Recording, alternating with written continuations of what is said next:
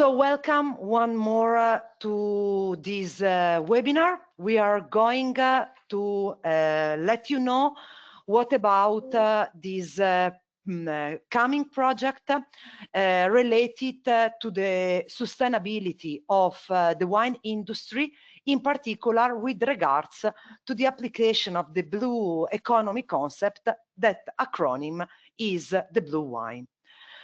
Just let me give you some details and some behind what about this project funded by the Marie Curie Action. In particular, when we think about the wine industry and in particular the agri-food systems, we are facing with the concept of sustainability since the recent years. In particular, with sustainability, we means about the focuses on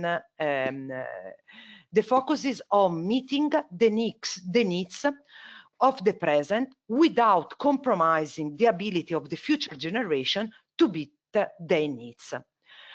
Nonetheless, the concept of sustainability is a very wide concept, and it is based on what is known as the 3 E's of sustainability, with regards of environmental soundness, social equity, and the economic feasibility. What does it mean? So this means we are the final purpose is the application of practices responding to the protection of the environment, responding to the needs of and the interests of the societies, permitting sustainable costs for the production and for the maintenance. So this means we need to take care to really several aspects of our wine production systems. With regards to the wine industry, the first guide for the sustainable production of wine was published in 2008 by the OIV, so the International Organization of Wine and Wine. And in particular, in this guide, there were indicated the system for production and processing, the management of the economics and the safety for the environment and the consumers, as well as taking into account the terroir aspects as well as the social aspects. Beside the sustainable guide published by the OIV, other sustainable approaches for the wine industries were first applied by, let's say, more recent wine producing countries. And I'm referring in particular to Australia and South Africa, where in 2009 were first published sustainable approaches for the wine industry. Nonetheless, when we think about all the agri-food production and in particular to the wine production, we have to face, beside the sustainability, to another concept related to the circular economy. So the circular economy has the purpose to apply a systematic approach to ensuring the economic development designed for having benefits for business, for the society, and for the environment. Usually, the circular economy is regenerative by design and aims to gradually decouple growth from the consumption and the finite resources, taking also opportunities by keeping materials and the products in use. What does it mean? So even if these aspects seems to be quite, let's say, general, nonetheless, we should shift from a linear economy to a circular economy by taking advantages from the wastes and the byproducts in order to produce new and innovative secondary products, and limiting in this way the production of wastes having a possible negative impact on the environment. Well, when we were also facing with such a wide concept of sustainability and circular economy, we faced also with a further step behind those sustainable and circular economy aspects, being the blue economy. The blue economy is the interconnection of regions, producers and consumers, with a focus of ethical and sustainable use of resources for the economic growth.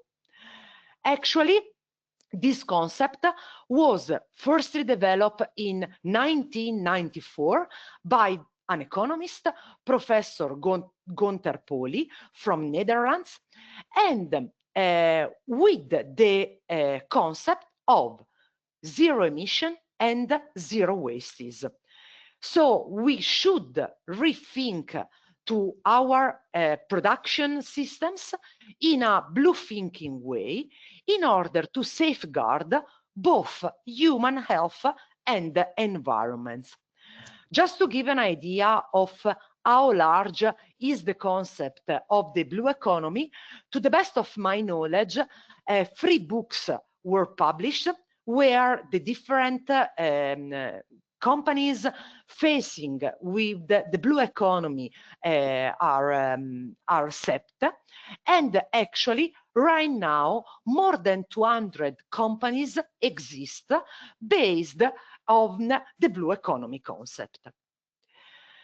Moreover, beside the zero wastes and zero emissions, the blue economy try also to take advantages from the ecosystems for introducing innovations, leading to changes to development within an environmental protection constant. So, the blue economy is also based on the biomimicry, so the system taking advantages from the biological system, imitating them for the new production systems. So, based on this large overview of the sustainability, green economy, blue economy, we got so the latter represent, I would say, such a kind of hat with those large concepts, and facing and try to setting the blue economy in the wine production chain. Of course, we need to take into account the viticultural level, the winemaking level, the waste level, as well as the economic and environmental impacts. So, on this chain overview, we could mention that the blue economy is based on the 4 main pillars represented by chemicals, management of chemicals, as well as the water management, the management of water, the recycle of waste, and the production of wine with less ethanol and less carbon dioxide. So, once these 4 pillars has been established, we can define the overall aim of our BluWine project based on the strengthen the collaboration and the transfer knowledge and skills within an interdisciplinary consortium. Actually, I am very proud to be part of this big consortium in which we have viticulture, grapevine genetics and plant pathology, wine microbiology and biotechnology, wine chemistry and enology, engineering and chemistry, and environment and economics.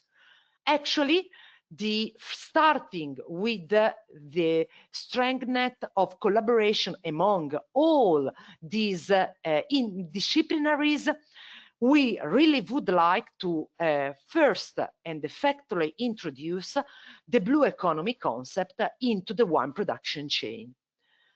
So, in order to achieve this overall aim of our project, we identified specific projects that can be divided among two different aspects: the training activities, in order to increase the skills and the capability of the staff involved, with a particular attention on what is defined the young researchers, in order to increase and to their expertise, as well as to speed up their career.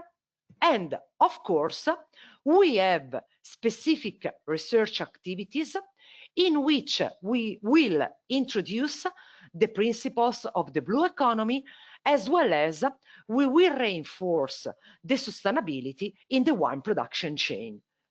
Wine production chain starting from the viticulture, from the vineyard management, up to the wine production, reuse of waste, and the evaluation of the economical and environmental aspects of the innovation introduced.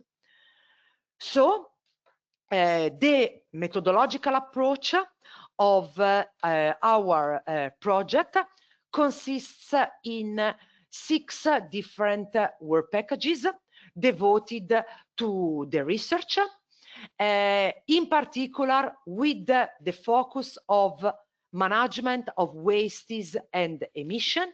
We have 2 work packages related to the management of chemicals and carbon dioxide, 2 work packages related to the water and residual. Then we also have 2 work packages having overall focus and purposes in between the different work packages, more devoted to emission and waste, related to the application of green analytical methods, as well as the life cycle assessment. Let's go quickly to the facing with the specific VPs that are being part of this proposal. Actually, we are facing with limiting the use of chemicals by appropriate breeding program in order to select grape genotypes resistant to biotic stress.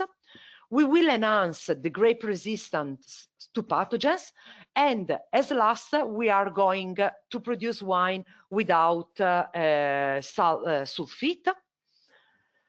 With regards to the decrease of carbon dioxide and ethanol during the winemaking, we are going to study fermentative strategies for limiting the release of both carbon dioxide and ethanol.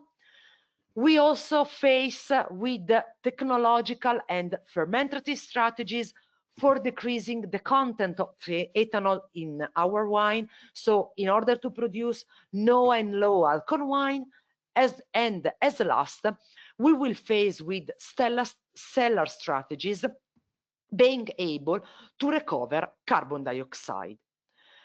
Then in VP3, we will manage with an integrative approach for the water management. Water management being based on the vineyard level, selecting rootstocks resistant to water shortage. Then we will do a microbial approach for the water purification, as well as a technological approach. We will face with the reutilization of the winemaking wastes, by means of extracting and recovery bioactive compounds from the winemaking wastes, being possible constituents for other industry. We will take advantage from the grape mark by means of flavor adjuvants in wine production, as well as of a source of secondary products of high value. And as last, we will use winemaking waste to develop natural fertilizers. In WP5, we will apply the green analytical approaches for monitoring the wine production by means of novel green analytical methods, as well as the development of sensor. And as last, we will evaluate the economical and environmental impact of the innovation introduced by the BluWine Project by identified references, doing a comparative analysis, and the analysis of the optimized innovation.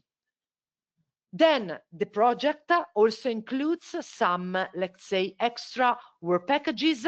In particular, one of them is devoted to the training and the transfer of knowledge, in which we are organizing a workshop more or less when we are in the middle of the project.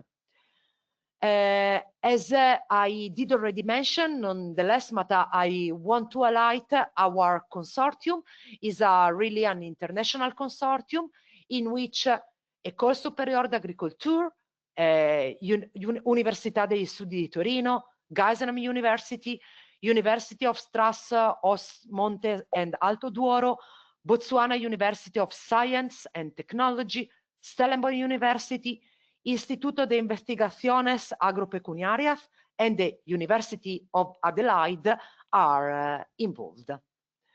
So after this project presentation, let's keep going with what about the future challenges for the sustainable development of precision enologies. Well, we did already mention that the blue economy, it's the central part of and can join the circular economy, the sustainability, and the precision enology. So being to a certain extent the three pillars furtherly supporting the application of the blue economy in the wine industry. Well, when we think about the use of chemicals and increasing, and limiting their use at the viticultural level, recently new grape varieties the resistant to biotic stress were identified and the gene expression pattern of grapevine under pathogen attack has been also investigated. Moreover, the plant response was also considered in terms of profile of volatile compounds the plant produces when it is under a pathogen attack. From the winemaking level, right now, when we think about the use of chemicals, actually sulfur dioxide is the most adjuvants added. In some case, with in combination with ascorbic acid, and other adjuvants and treatments are also proposed in order to limit the use of sulfur dioxide. Well, facing on the sustainability at the viticultural level, the selection of more resistant grapevines by means of implementing the breeding program will be developed with our project, as well as the potential sulfur dioxide substitutes will be identified in order to respond to the needs of consumers and producers. Still into the sustainability concept, the production of less alcohol and carbon dioxide is becoming of increasing interest for the wine production. And this can be done by applying pre-fermented treatments as well as fermentative strategies and post-fermentation treatments. So in order to effectively respond to these aspects, we are going to study co-fermentation strategies and to limit the produce of ethanol as well as carbon dioxide. And also, we are going to study the production of low alcohol wines by removal sugars from grape must, as well as to further implementing the application of the dealcoholization treatments. Well, with regards to the waste is recycled, we are in a circular economy, even if the winemaking wastes and byproducts have been studied in the recent year. Nonetheless, they still represent an underexploited sources of bioactive compounds, cellulose, and functional materials. So their valorization can be able to further develop innovative high-value resources, in particular food ingredients, fortified products, packaging materials, and winemaking additives. So, by means of this strategy, we are going to apply grape pomace, leading to differentiate the wine style, as well as we are going to find a second life to these waste and byproducts by means of taking the cellulose as well as the bioactive compounds from the winemaking wastes. As last, with regards to the precision enology, of course, the control and the management of the winemaking process represents key aspects, and in particular, these can minimize the spoilage and can also limit the resource losses and the necessity to apply intervention. So the control and the management also allows to ensure the reproducibility as well as the quality and the preservation of our terroir expression, as well as to reduce the variability among batches, supporting the consumer trust, as well as the ensuring the high quality of the wine production. So in this project, we are going to further apply non-destructive analytical method, as well as to develop smart equipment for the online monitoring of the wine production process. So if we go back to the initial scheme of our project, we can actually transform the initial scheme with taking into account low impact, high resilience, waste, meaning value, as well as the target control.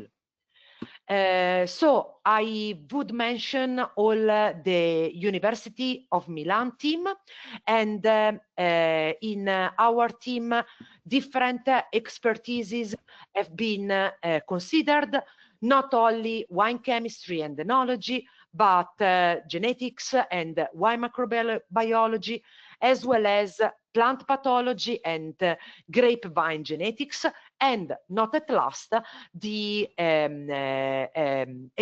economics and environmental evaluation, as well as the engineering part. So I would like to thank all the partners, all the researchers involved in the University of Milan team, as well as all of you for your kind attention.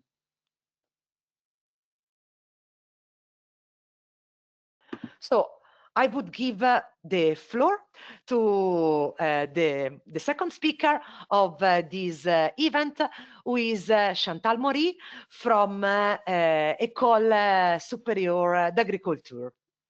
Please, Chantal, thank you very much. Thank you very much.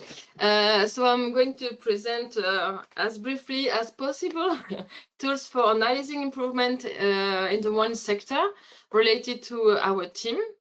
I wanted first to say that at École Supérieure des Agricultures, so 2 different research units are involved. That big and very interesting project. We have a grape research team which develops a transdisciplinary approach to design products and production itineraries, considering the different dimensions of quality, meaning composition, nutrition, sensory, and environmental aspects of plant-based food system, and of course grape and wine in particular. And another research unit, which is l'ARES, which is involved in the evolution of professions and competitiveness in agriculture, considering social, economical, and territorial dynamics. So in the BluWine project, we will do some assessment of economics markers. And that's part, so it's related to work package 6, as mentioned by Daniela just before. So we have Neshla and Mohammed, and they have expertise since they have been worked on the impacts of ongoing changes in agriculture, and particularly in agroecological and technological innovation on the economics and environmental performance of farms and territories. And they use different methodology like econometrics, Markov chain, entropy econometric, spatial econometric, mathematical programming, and multivariate and qualitative methods. And for the project, the objective to identify the right references in economics and to assess economics impacts and drivers to implementing innovative practices. In another part, we have Christelle and Clément, who are working on the assessment of environmental impacts. Christelle has expertise on development of LCA methodology. So LCA is life cycle analysis to analyze environmental impacts. And she has also knowledge in participatory approaches and tools for eco-design in viticulture with wine growers, wine sector, stakeholders, and students. And her team creates a serious game called VitiGame to facilitate eco-design workshop in viticulture, and also a software for streamlined LCA calculation in viticulture called VitLCA. And they are currently modifying, improving the tools, introducing economics, sociology, and ecology dimension to that tool. And Clément is started to assess environmental impacts with LCA also tool in enology. So for the project, they have planned to further develop the VitLCA tool and the serious game VitiGame to include the innovation arising from the project BluWine. And for that, they will improve in particular the carbon cycle accounting, so the sequestration and emission of carbon, and include also water scarcity index in viticulture to better assess the innovation proposed in the project. So they will do LCA comparison with innovative techniques. Cécile Coulon will mainly be part of work package 1 and 6. I'm only speaking about the scientific work package. She will do assessment of sensory properties. First, since she have developed sensory evaluation methods to assess wine by the stakeholders involved in production activities. But also she will work on the barriers of innovation, since she have also analyzed socio-technical trajectories using interviews and questionnaires. And she draws on the framework of social ecological systems to understand the collective dynamics of adaptation to climate change and agroecological transition in the one sector.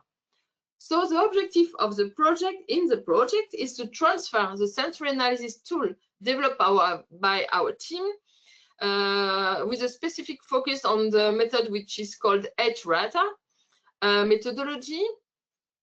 And she will also study the barriers and drivers to innovation, so more in social aspect in that project. So she will map of the social network involved in the implementation of the innovation.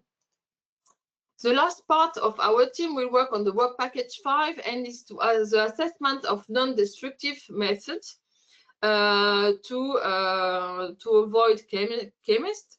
So in that part we have, so I'm the work package leader, and we have expertise on chemistry, but also in physics, data, in food science, and mathematics and chemometry. And we developed non-destructive methods. I mean, Raman spectroscopy, hyperspectral imaging, and near-infrared spectroscopy to assess particularly grape and wine quality and the composition, to test associated chemometrics.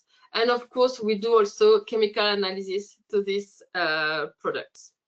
So the objective of in the project is to generate models for non-destructive methods to assess the ability to provide us very interesting information to take decision and find better indicators to follow grape, must, and wine changes depending on the practices proposed in the project. And so we will propose models for that, explaining the composition. So I wanted to briefly focus, if I still have time, Daniela, you tell me no, what we can do in the project. So first, why using hyperspectral imaging, for example, to assess wine and grape quality? First, because it allows to use grape and wine afterwards.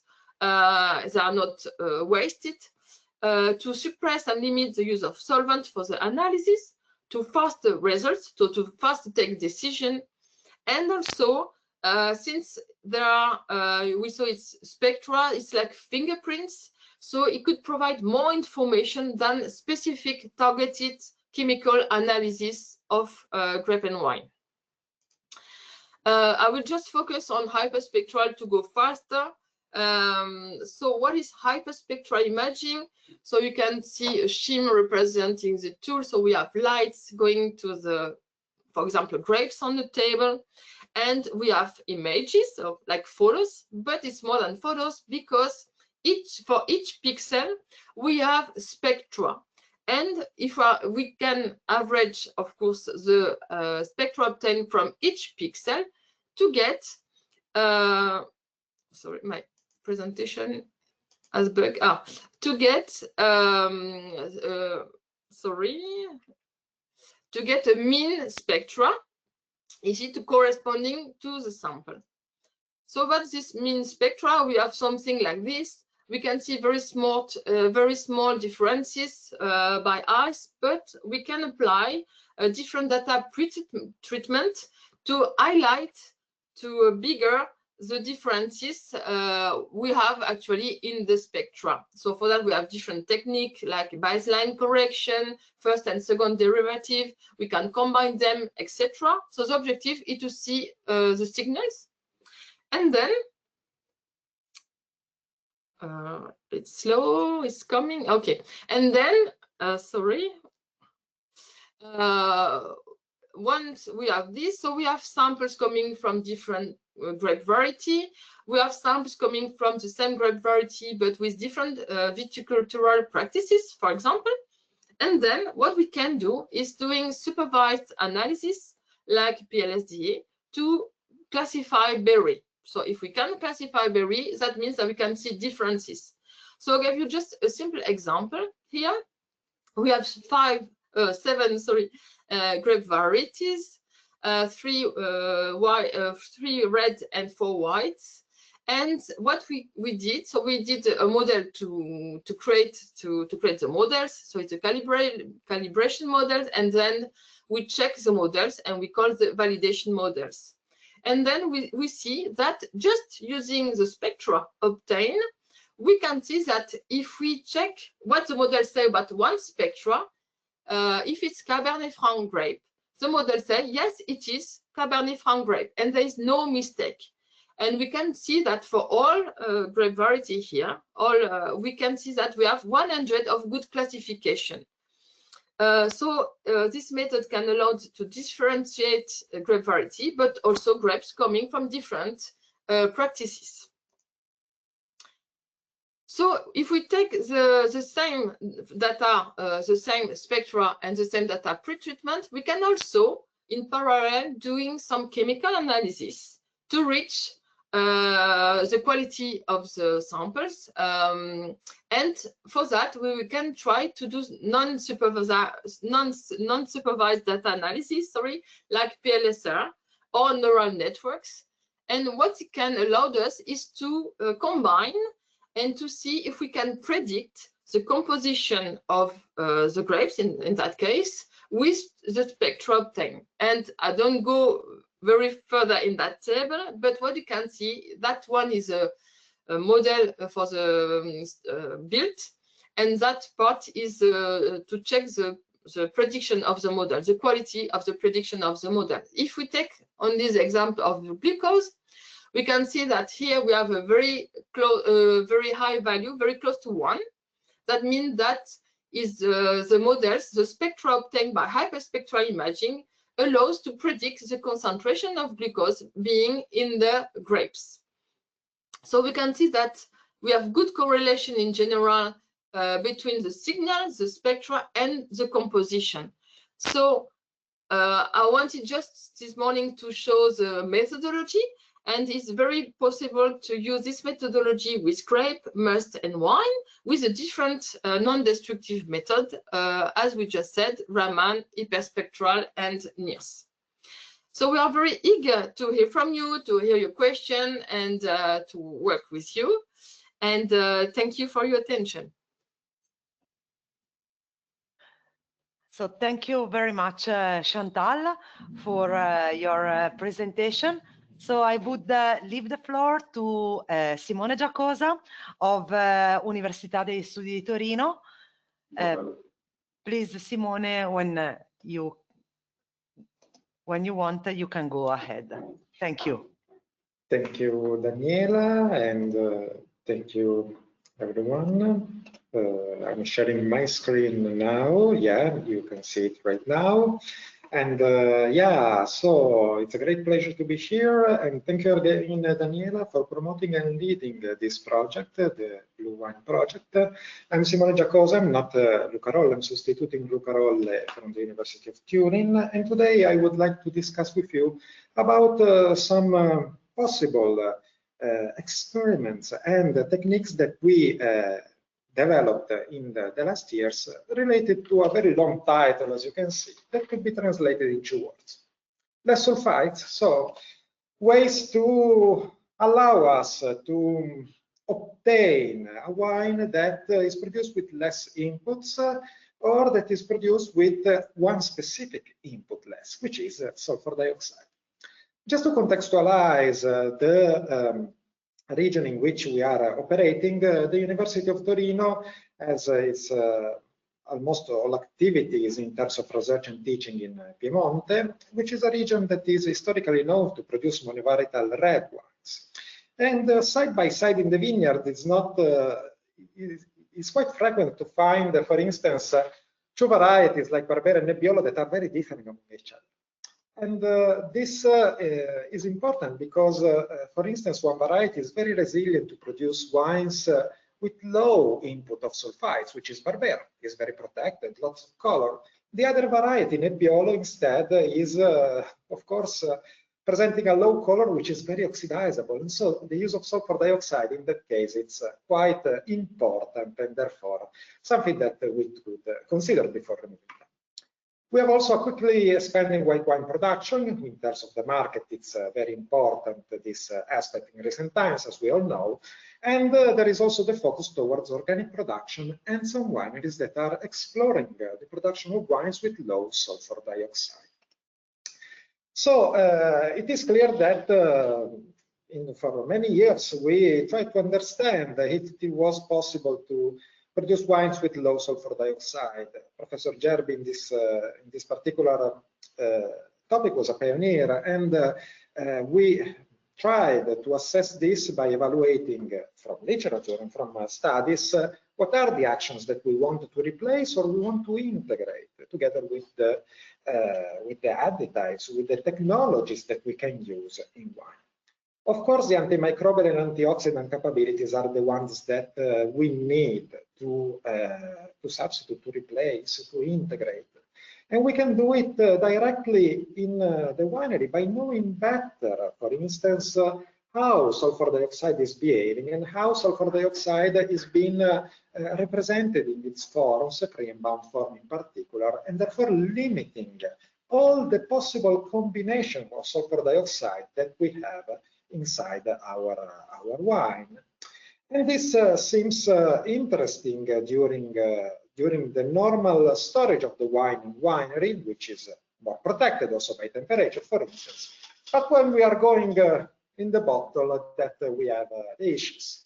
And so we tried also to evaluate the possibility of using replacement products that right now are on the rise, and new products are being authorized or are present at the experimental level, or to create, develop, and apply new winemaking technologies that can be useful for us in order to protect our wine instead or integrating sulfur dioxide.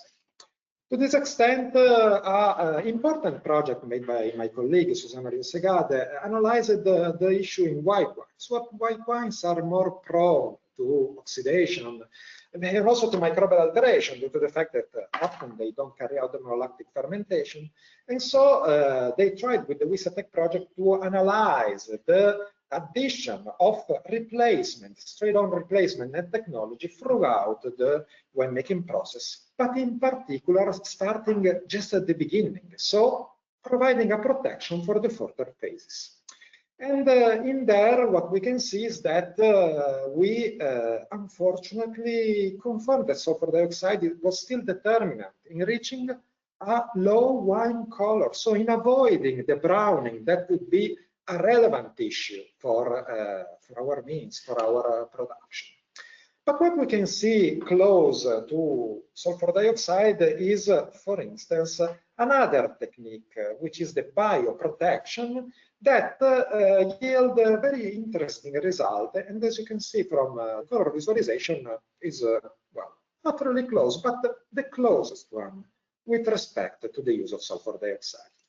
And in this term, the microbiology team, Basilio Sengleso, Scalio Piranzi, Luca Coccolin, and Paolo Di Gianvito, have tried in recent times to evaluate also possible synergistic effect in using less sulfur dioxide as a bioprotection strategy, or just bioprotection alone. Right now, we have tools like viticulture, Lactobacillus plantarum, that can help us, and they are available to use less sulfur dioxide in healthy grapes in order to take care of, in particular, of the spoilage of microorganisms that are able to quickly develop at the beginning of the process. Acetobacter aceti, Ansenaspora ovarum are those that come into mind in this stage. And with the bioprotection, we found quite great capability to reduce the microbial load of those two species, in particular from the beginning of the process. Those comparable also to limited doses of sulfur dioxide. And so in this case, the ability to do something that allows us even to replace to consider the replacement of sulfur dioxide in this first stage. Coming more to experimental approaches, quite recently we also tried in white wines, but also in red wines, and we will see a slide later on, the use of a new product, a biosurfactant from corn stick liquor, which is protected by a patent, that allows us to provide several different capabilities to the foods in which it is put on. For instance, we can see that its composition represents fatty acid, but also phenolic compounds, so bioactive molecules that presumably can also allow us to improve our situation in terms of antioxidant and in terms of protection. We tested it on white wines, and in this case, unfortunately, we did not have the result that we were expecting. You can see that the absorbance at 420 nanometers, which is an important parameter for the browning of the white wines, was increased in the lack of potassium metabisulfite, therefore SO2, and in the maximum dose of biosurfactant tested. But of course, we can have also some kind of protection that perhaps can be used in synergy with potassium metabisulfite or on other products, as I will show you in a moment. Passing now on the red wine making, I told you that our region is very important for the production of monovarietal red wines. In this case, the use of tannins was quite deputed to protect the anthocyanins that are being extracted at the beginning of the winemaking process. Because obviously, in the case of red wine making, the issue with the browning of phenolic compounds that we manifested in white wine making is less relevant. And so we tried to evaluate a better approach to do this in order to characterize the varieties in terms of their anthocyanin profile and therefore in their susceptibility of the loss of color, and providing different protection strategies related to the use of different tannins. What we found is that for some formulations, such as Quebracho, we had different response, and the response was more important in varieties that are also more prone to having a color which is quickly released, but also quickly lost, like Sangiovese, but in particular like Nebbiolo, in providing us, therefore, better visual color, better anthocyanin retained, avoiding the use of sulfur dioxide. As a last indication of experimental works, we also tried the use of the biosurfactant that I was showing you before on red wines. In this case, we tried two varieties, Aglianico and Cabernet Sauvignon, in particular for the reason that I told you before, to understand also the different mechanics that are happening when analyzing different general anthocyanin profile. And what we found is that this product is not interacting with the specific anthocyanin extraction yield, but is interacting with the color that is resulted at the end of the simulated extraction. So we found a delta A, therefore meaning the difference from the control, which is quite high and even higher with respect to the tannins tested, and of course a darker color, because delta A is just a differential measurement, so we need also to have darker color. And so this is quite promising, and we can perform multiple evaluations later on. So I would like to conclude this brief introduction on sulfur dioxide with very small points. We have improved tools and technologies to replace SO2. Think also to pressure processing, think also to fumaric acid. Obviously, other research groups have performed works on this. But right now, a comfortable protection in bottle without sulfur dioxide is still far away. And the techniques that we tested are promising, but in particular for white wines are not resolved. What we can do now, we can use less sulfur dioxide and continue to experiment, avoid combinations, improve the quality of the product, apply precision analogy approaches in order to be more, in order to improve the effectiveness of our sulfur dioxide. So I would like to conclude.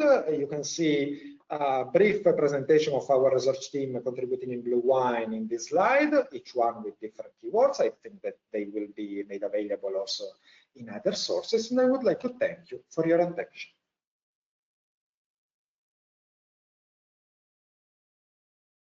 So thank you very much, Simone, for your presentation.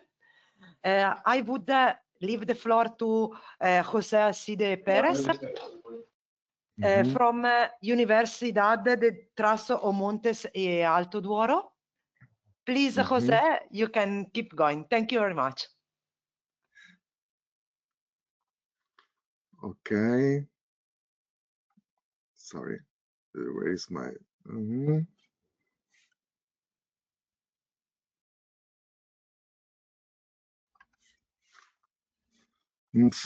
One moment, please. Where is my presentation?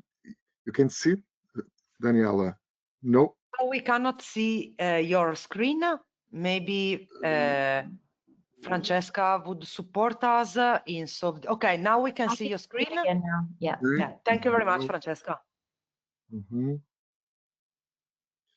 Where is? Sorry.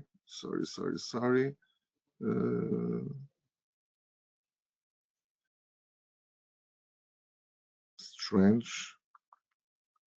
There is the. You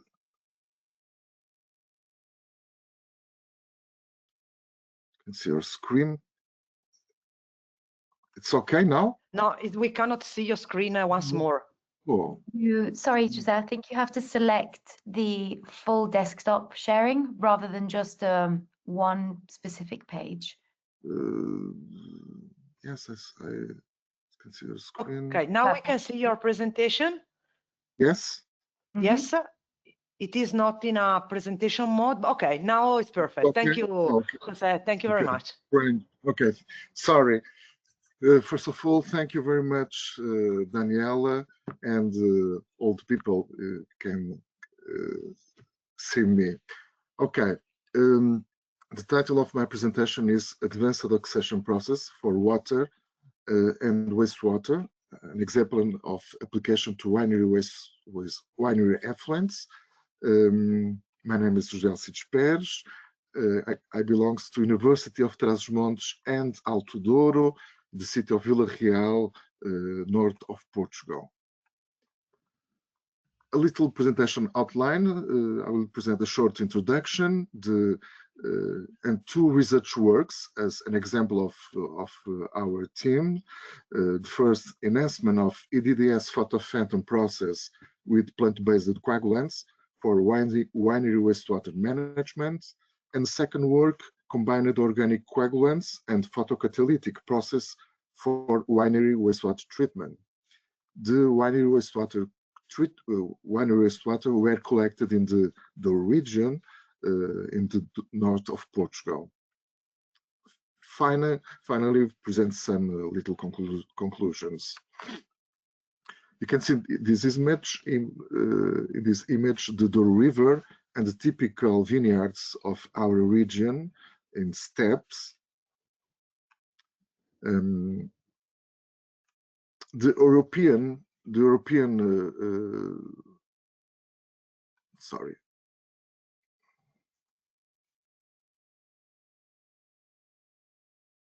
Sorry, I can't see my presentation. It's strange.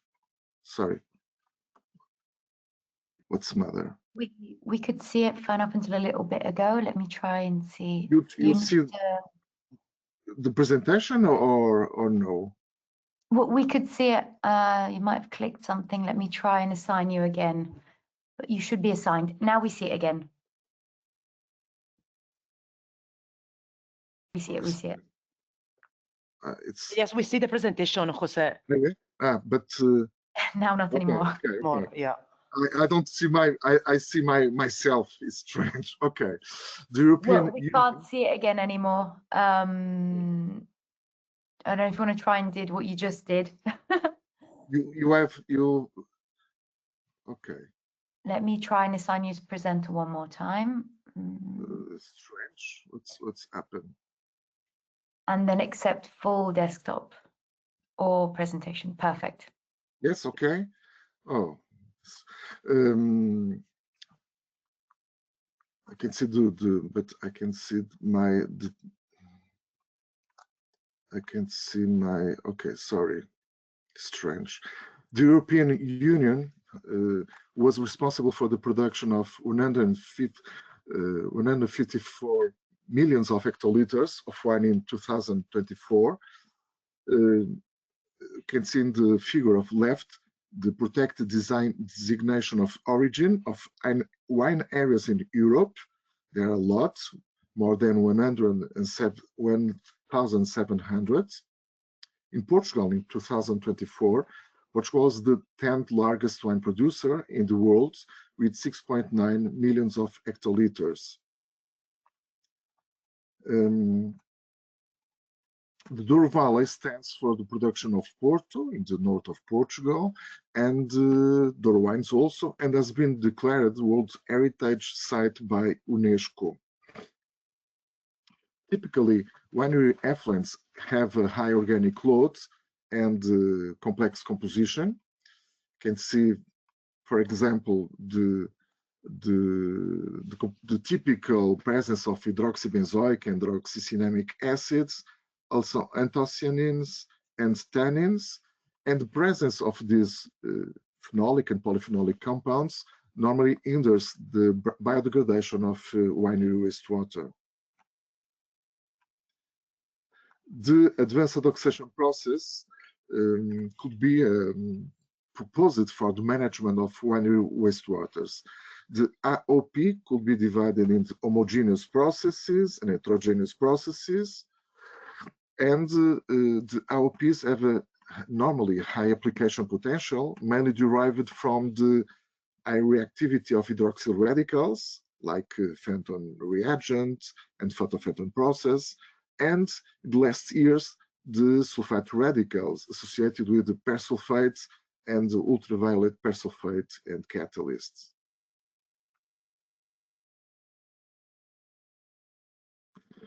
In this table, you can see the oxidation potential of some relevant oxidants, typically associated with the, for example, the Fenton reagents and also the photofenton process, but also the sulfate radicals that in the last years, the study of generation of sulfate radicals by persulfate and peroxymonosulfates stress a new lines of investigation.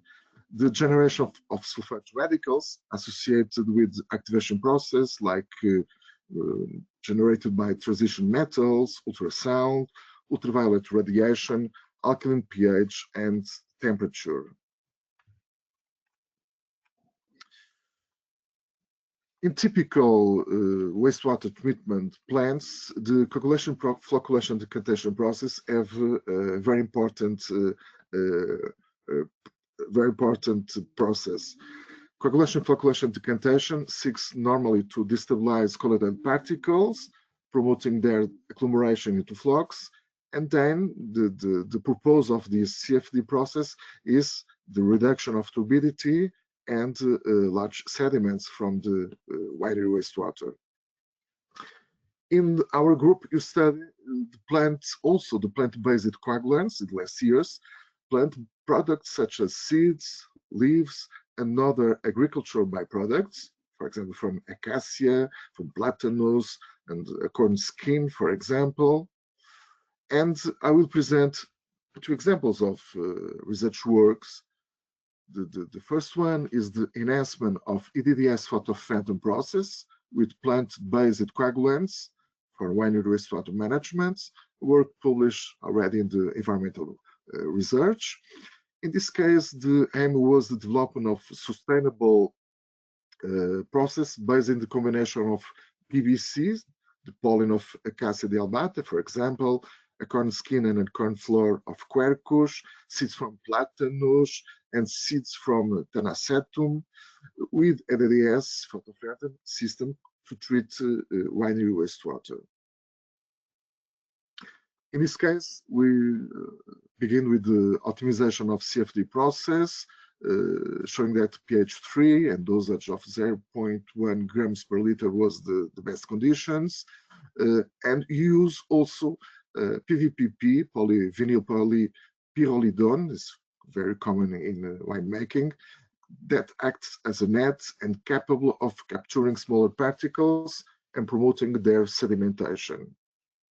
The application of different optimizing values of Acacidialbate, acorn skin, acorn floor, platanus, acerifolia, Tanacetum vulgare, achieve very high values of turbidity, TSS, and COD removal.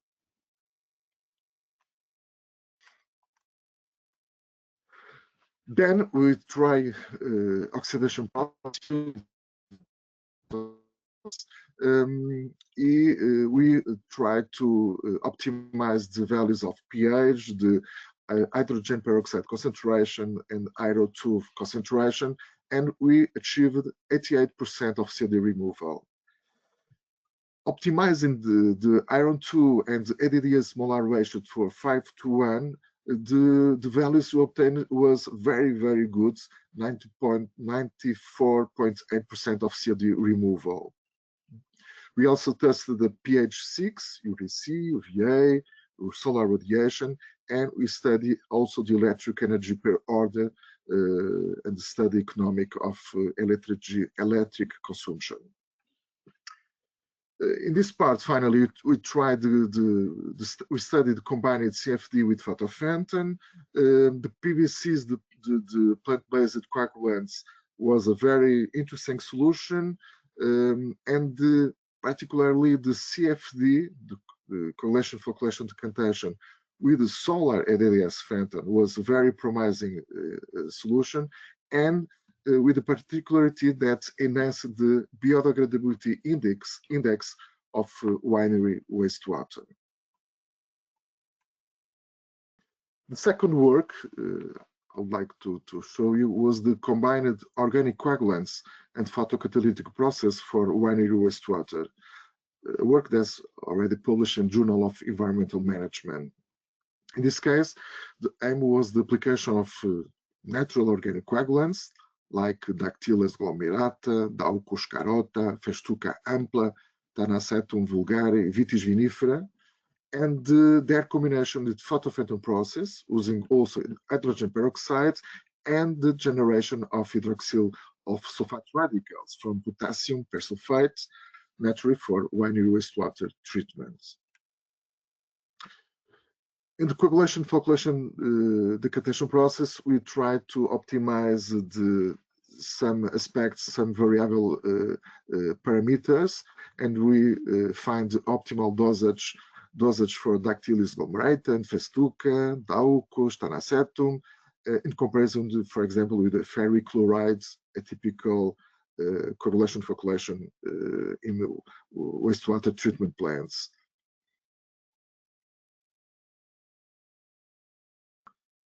The oxidation process using also phytophantom at pH 3 reveals a removal of DOC in order of 84.9%, and enhancing an oxidation process with the sulfate radicals, we have DOC removals of 96.8 and 91.5% respectively. So the combination of CFD and photophantom yields very interesting strategy, and this reveals that natural organic coagulants from plants enhance the biodegradability of the winery wastewater treatments. So, little conclusions. You can consider that advanced oxidation process can be used for the treatment of winery wastewater, and the combination of plant coagulants and ADDS photophantom process proved to be an effective and sustainable solution for wastewater remediation, winery wastewater in particular. Moreover, Platanus acerifolia seeds combined with the photophantom ADDS process enhanced wastewater biodegradability. The plant-based coagulants represented a promising alternative in combination of sulfites and hydroxyl radicals, achieving high DOC removal, and also integrating CFD with KPS KPS photofermentation process can reduce operational costs. So our perspective of future work in this project, in BluWine Project, was the study of AOP's alternative treatments, such as UV-based advanced oxidation process, involving, for example, ozonation, ozone ultraviolet, hydrogen peroxides, ultraviolet system with titanium dioxides, and naturally compare with phantom and photophthon processes. And finally, the study of potential reuse of treated wine wastewater for irrigation and other purposes. So thank you very much for your kind attention. Okay, thank you. So thank you very much, Jose, for your interesting presentation. I would call Nerve Zhu from Botswana International University of Science and Technology.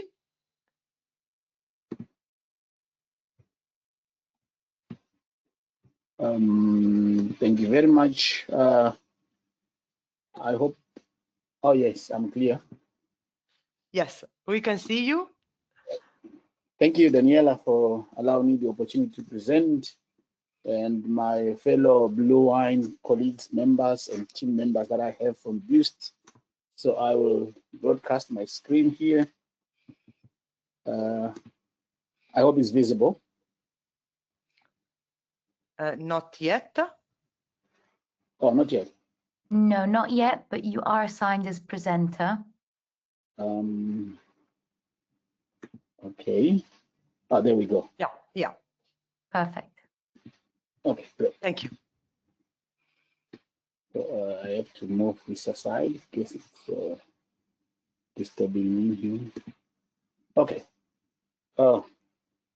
I think, okay, this is my first slide. So I'm Nev Zhou.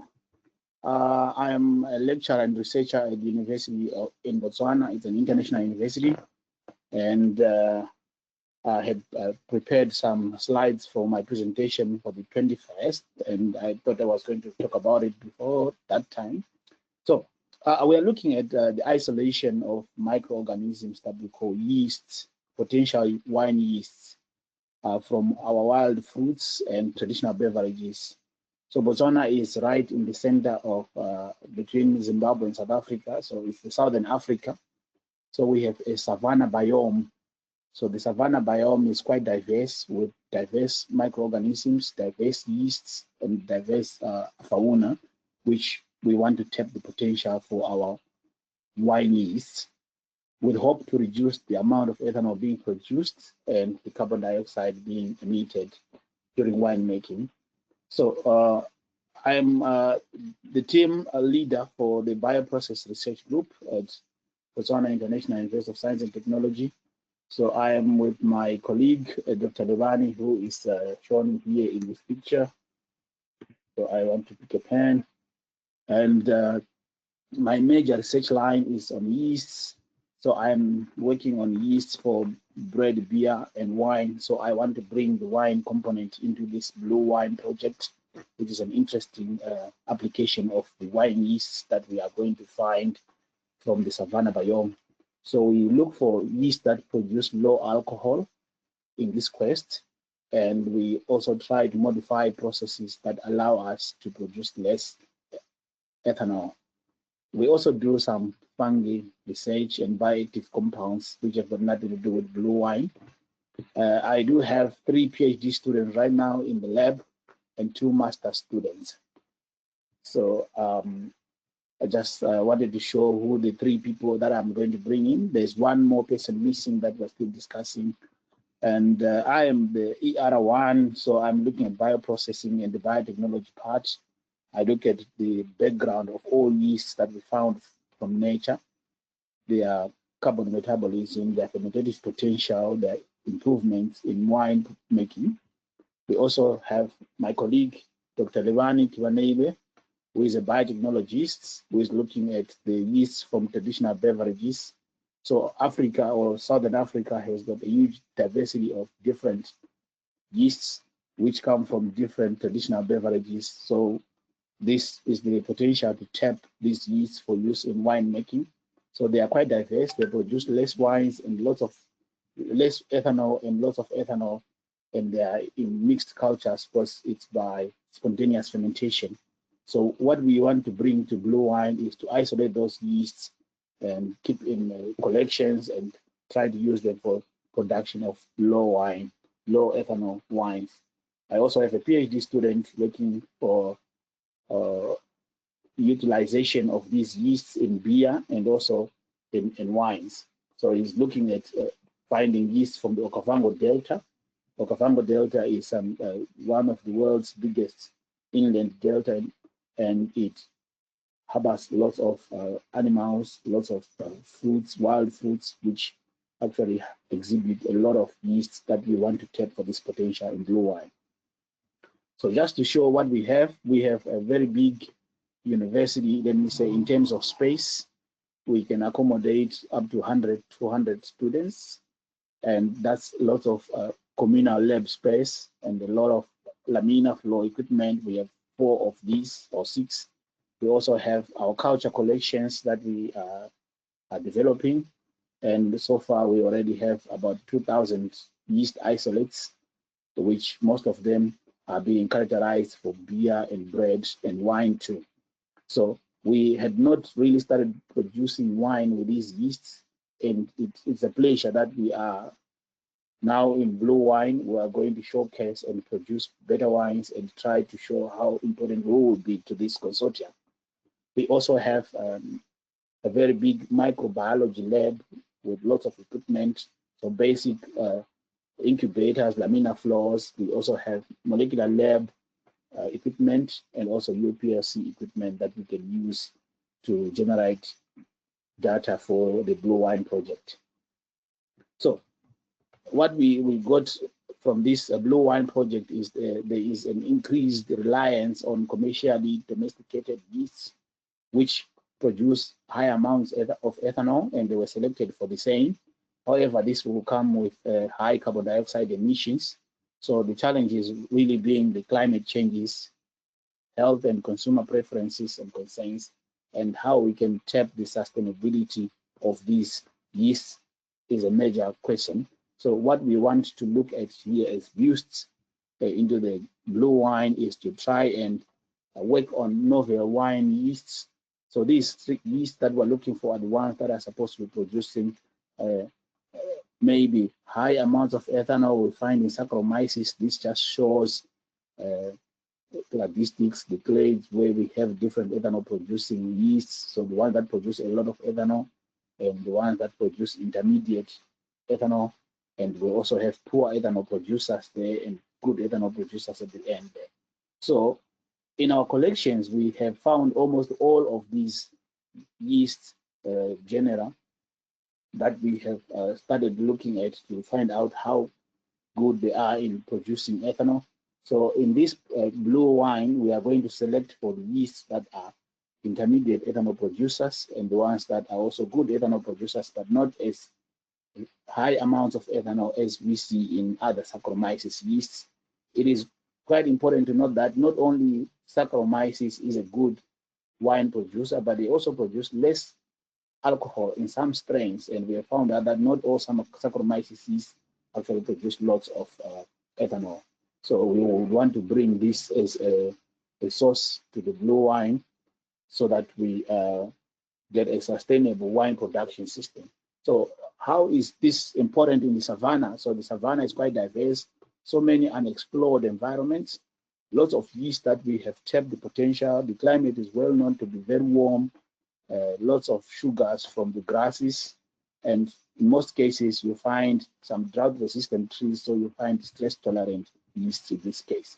So we only find yeast that produce less ethanol, and also find some yeast that produce the high ethanol. And the other good thing is we get drought resistant yeast. So these yeast are just yeast which have got the potential to evade stresses, so they tolerate the stresses that can be found in winemaking.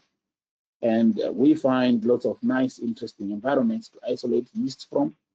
And these yeast environments are pristine.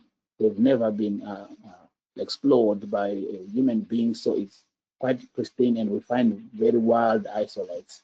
And we also find good isolates in some areas where we have found that different environments of the different yeasts, depending on the altitude, depending on the vegetation and the temperature, or maybe the climate in total. So we also have found some quite good yeasts from different environments, such as some Miombo woodlands, which are found in the savanna, associated with the elephants. I guess you have also heard about the elephant and the marula intoxication myth, that the elephants get drunk of eating marula foods, and the yeast behind the intoxication of elephants have already been found, and we have presented them, published them, but we have some isolates that we kept that we want to try and use for wine production. So we are thankful to join the BluWine Project so that we show this wine yeast with potential. We also found quite a number of yeasts from the unexplored environments where you have these dangerous animals, which has not been visited by any human beings, but we happen to get the opportunity and get the licenses to go and sample in such environments. We also did some area of use catching insects, the insects that we isolate yeasts from, which is quite a very diverse ecosystem. And this is some nice pictures showing how important our yeasts are going to be. I mean, it takes a lot of work and energy, and very dangerous to get them. But so BluWine has the opportunity to tap this potential from us. So this is what we have found, some very nice fruits that you find in nature. These are wild fruits with lots of sugars. So some have got low sugars. So we can also find these ethanol producing yeasts. And these yeasts are found in semi-arid or to very arid. So they are used to stressful environments. So they should have credentials of surviving in stressful environments in wine making. So they are usually very slow in fermenting, and they also do so by in the mixed culture fermentations. So we would want to also try to reduce the amount of ethanol by mixing the different yeasts to have a final fermentation where we have less ethanol and less sugars too. So this is an environment that we are already mimicking, which is already in nature. We are not taking just organisms and putting yeast and putting them together and let them ferment, hoping to get good wine. But this is what we get in nature. They are already in co-mixed fermentations, and they don't compete for these different carbon sources. And we are happy that we are going to show this and then tap the potential. So we also are looking at these traditional fermentations, where Dr. Levani, with my colleague there that I introduced, will be looking at this. So she has lots of experience with working with traditional fermentations. So we find low alcohol beverages in our culture. They are made through mixed fermentations, and very few technology is utilized in this, and therefore there's a huge diversity of yeast from this, and we want to utilize the same yeast. So far, I can show you that we have actually found lots of different yeast species and genera. For example, we have those yeast that we found from the intoxication myth. We also have lots of Saccharomyces cerevisiae yeasts, Lemondi. We also have found some Stedimaricola, Ansenia opuntia species. We also have some Piscia species, Libigais, Fabiani, Maxianus. So all these are very novel yeast species, and most of them have not really been characterized in wine production, and we are bringing this potential. We have published a section of this, and we want to use more of this yeast in BluWine. And we also have a collection of different yeasts that we have not yet worked on. These are new strains that we have put in our wine collections, or we say yeast collections for use in wine making. So we have Saccharomyces, Ansenia sporus, Tamarellas, Zygotospora, Tolospora yeasts, and most of these have been known to be used in wine making, but these are wild isolates which have got potential to be used in BluWine project. So we are magnifying on these different ones. We have quite a number of isolates which have shown potential to ferment. We also have almost 190 isolates from insects, which represented one species across 18 genera. And this is quite impressive finding. And we have found that we have different types of yeast with producing different aromas. And the potential that we want to tap here is mostly our reduction in ethanol. And we have found most of them producing low ethanol, like such as Mechinocrovia and Zeniaspora, Quinchia, Stamerella. We also have Sabalindella, and we have Candida Socia and Omeri. All these Stamerella species were quite good in ethanol production, but lower amounts, which can be tapped for this potential. We also have found quite a number of these in traditional beer yeasts. So Dr. Levani has presented a paper where we found 74 isolates, and these 74 isolates include Saccharomyces cerevisiae, Candida danolica, and Bailey, Candida saccare, and Lachantia fermentati, and Brettanomyces, and these yeasts have been known to produce ethanol. And this is the potential that we are tapping and we want to bring to this consortium. We also have tried to characterize all other yeasts that we found from and published this work from the elephant and marula myth. So we found yeast that produce less ethanol, less than 3.5%, and some that produce more than 3.5%. And this is only in marula juice, so it's not directly linked to the wine production, but we want to transfer the proof of concept from here to blue wine.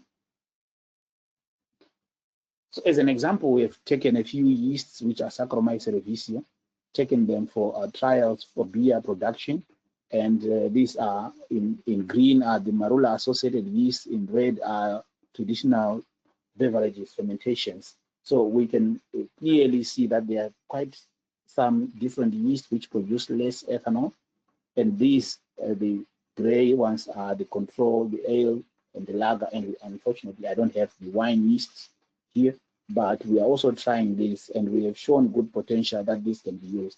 So I'm currently right now working on some development of these same yeasts for wine fermentation at the University of Southampton in the UK. This is where I am right now. So I've just noted that there are some very nice isolates, 2 isolates which are not doing so well in wine production. So it means they are producing less ethanol, but they are fermenting. So they have got very good end product. The only problem is the amount of sugar that is at the end. So this can be tapped as a potential. So, but there's potential to actually develop wine yeast strains from this, and this is what I'm doing. So, for example, there's a little bit less turbid M2, as you can see here, where I am circulating. So that has been tried, and we've seen that this can be used too. And this is how we got those wines deep in nature. The dark background there being the elephants. Risk environment, but good results. And hippos will wait for us, but we do have good results. And we want to take this risk finding to blue wine. So the elephants will definitely evade and go away, leave us to get some good yeast, bring them to blue wine and develop. So there are lots of good fruits that we found. They are not only as fruits as for eating, but the fruits of research. We have over 1,000 isolates that we have tried, 8 publications. So bring all these 52 strain requests have been asked for by collaborators. We have graduated students, and we have 2 research grants. And these are just the papers that we have written from this work, just to show that we have the potential of bringing good work and good yeast for the BluWine project. So in conclusion, just want to let you know that we have got very rich yeasts from traditional beverages and from fruits and nature. So from these yeast collections, we would like to show that we can bring in yeast that produce low ethanol and those that produce more than ethanol, and that we can tap for the potential for wine production for blue wine. And these ones are known definitely to be indigenous, so they are showing reduced fermentation, and this is important also reduced carbon dioxide production. So we hope to bring climate smart options for sustainable winemaking in BluWine Project. So just to acknowledge some universities that we've been working with. So I would like to acknowledge our university BUST, our group there on the right, the BUST BluWine team. So there is Dr. Levani there, and Tawanda there is the PhD student And that's all I have for you. Thank you very much. So thank you very much, Nerve, for your presentation. I want to give the floor to Manfred Stoll from Geisenheim University. Yeah, can you hear me? Yes, we can, Manfred, thank you. Okay, what do I need? Meinen Bildschirm übertragen. Hello, Manfred. I just shared with you the screen option that you should be able to take control. 1 second.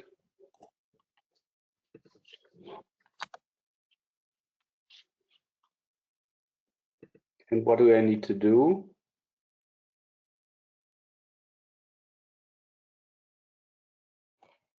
You should get a pop-up request to give permission to share your screen. Yeah. Okay, we can see your presentation, Manfred. Thank you. Hi. Well, we have heard now 5 presentations, and they all showed different goals. Actually, because I wasn't quite sure what the expectation of today will be, I thought I give more an overview of what is currently happening at Geisenheim, and therefore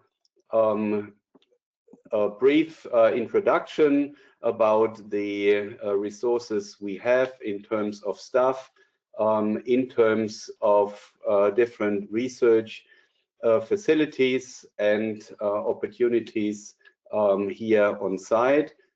Actually, we've moved into many new laboratories and buildings which are sort of ready to welcome secondments. What I would like to do is to give you a brief idea about the different groups that can also be contacted and work in the different fields, in particularly in work package linked to the viticultural aspects, the Department of Grapevine Breeding that works on clonal selection, of course, also on rootstocks and new varieties of various resistivities.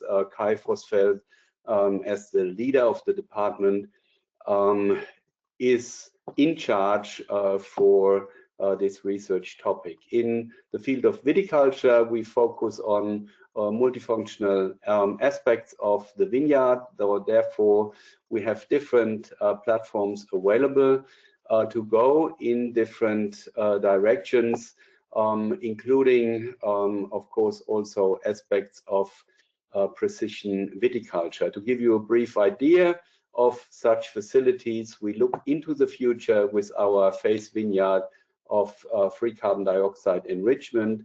We work on vineyards that produce electricity and vines underneath, so agri-photovoltaic or vitivoltaic, as we call it, is also available in different sizes, actually, and we have facilities in the field of agroforestry. At Geisenheim, the Department of Phytomedicine, of course, works not only in modeling the disease aspects, rather also then trying also different agents of phytoalexins that are produced either from different organs of our grapevines and then used to protect the vines against different diseases. The group of plant nutrition works on the interaction of vineyards or grapevines in terms of various environmental factors, and is very strong in the field of microbiomes and AMF treatments that will help to withstand stresses in different ways. Of course, engineering department does help with various types of technologies, robots, drones, in different directions to not only manage the vineyard, but also to gain a lot of information from the different sites. In terms of focusing in the direction of winemaking, we start at the Department of Microbiology, working with different Saccharomyces and non-Saccharomyces yeast, going in similar directions as we've heard, for instance, from Nerv or Simone before, either to reduce alcohol or to protect the vines.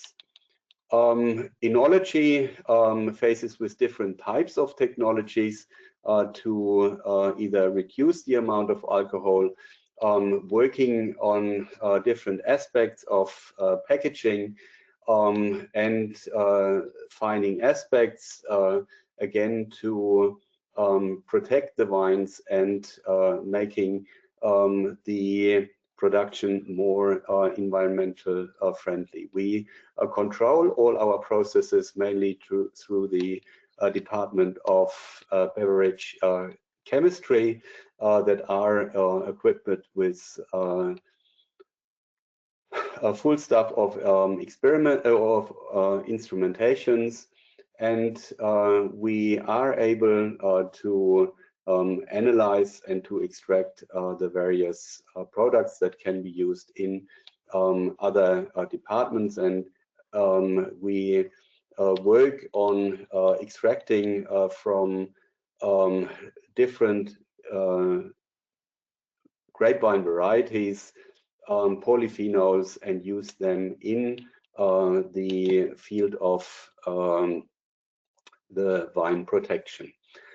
Final last, of course, economy and the guys that work on life cycle assessment and so on are based in the Department of Economy. In terms of the correspondence, my two colleagues, Mark Dollner and Christian, are the persons from administrative to be contacted, and yes, we do have also support through our international office for those who are interested joining our teams and working on different topics. And this is a view from the beginning of this week where we actually had some snow. I'm a little bit under time pressure right now, so I thank you all, and we stay in contact. I hope that we do share the presentations and therefore will be able to follow what the other groups are doing. I do have an examination at 1:45, so thanks for listening, and yeah, all the best. Ciao. Thank you very much, Manfred. So I want to call Wessel du Toit from Stellenbosch University. Please, Wessel, you can go. Thank you.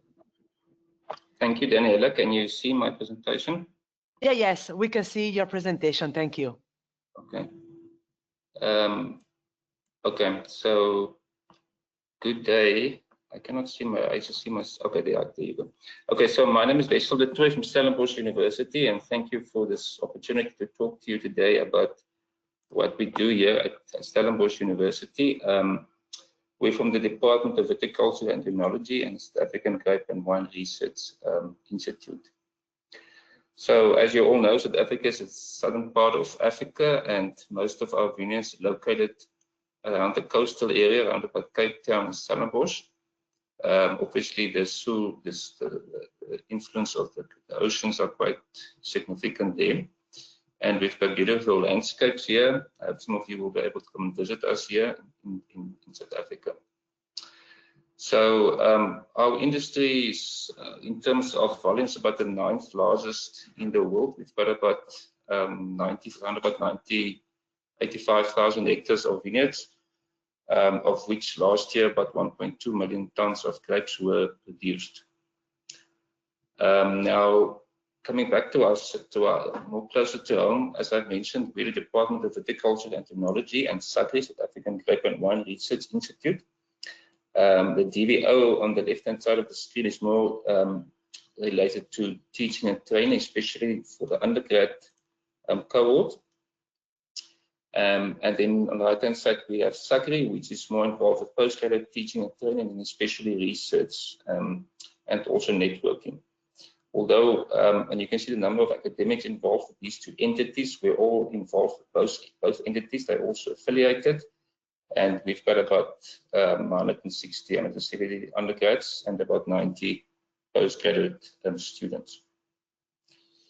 Now, I thought just to give you a little bit of an indication of our facilities as well. Like some of the previous speakers, on the left-hand side is our main building in Stellenbosch, where most of our teaching and training takes place. We also have another building 3 kilometers from here on our experimental farm, where we also do some teaching and research.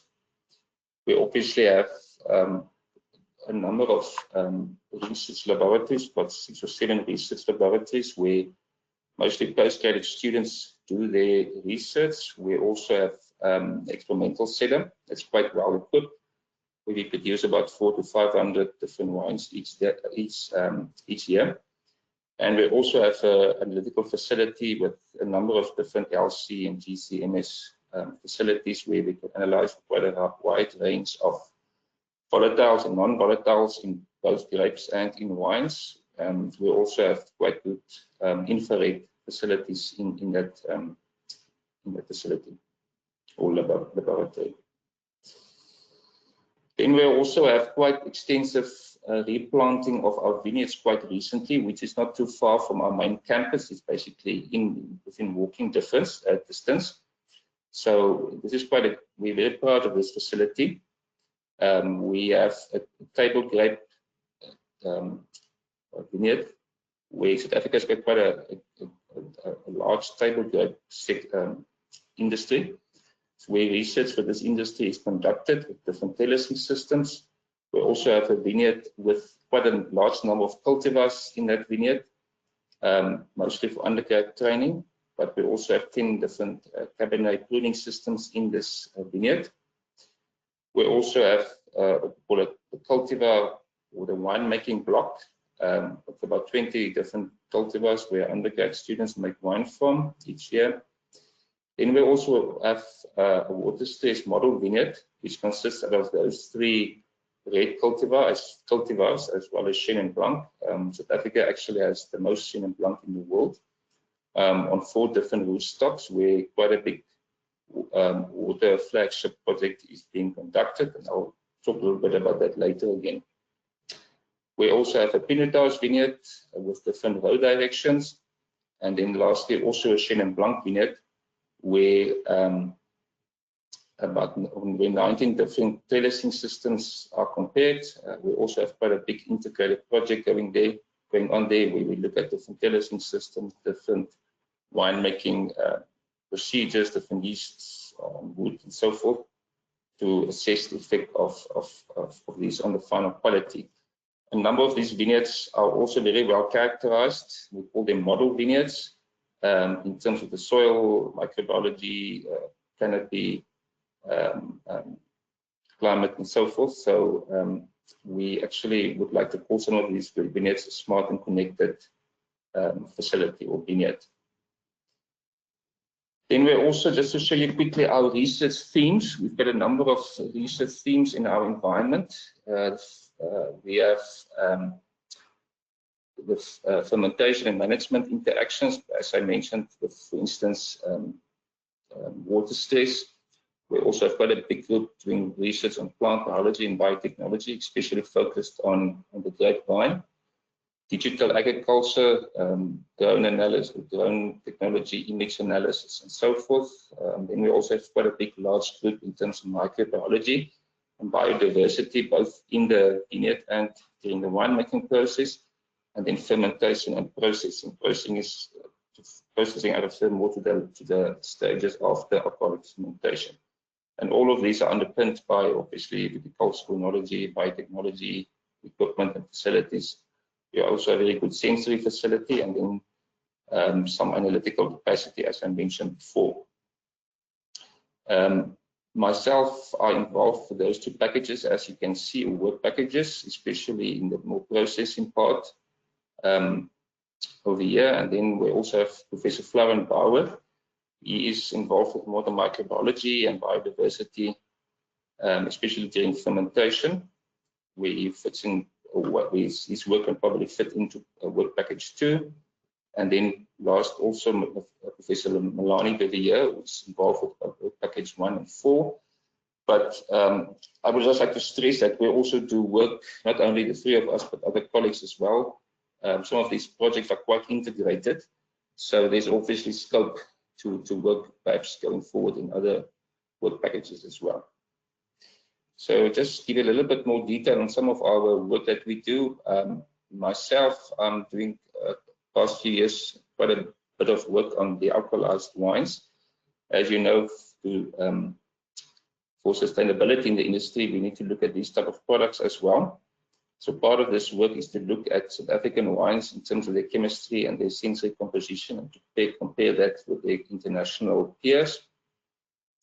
We also look at the dealcoholization process itself. What does it actually do to the wine in terms of chemistry and the sensory composition of the wine? We also look at different fractions that are produced during the dealcoholization process and which volatiles goes into what parts of these fractions. And then lastly, as you all know, the dealcoholization process affects the mouthfeel of the wine quite drastically. So we'll see if we're doing research to see if we can improve the mouthfeel of these wines after the dealcoholization process. So first of all, in terms of just some big results, for instance, here we can see that some of our wines was rated actually more wine-like than the international peers. Wine-like refers to if the dealcoholized wines actually taste like real wine, full-strength wines. This is also example of the different fractions coming off the spinning cone, and we're investigating where all these volatiles go to. Some of them are, or they're mostly supposed to go into the essence fraction, but it seems like in some of the other fractions there's also volatiles ending up.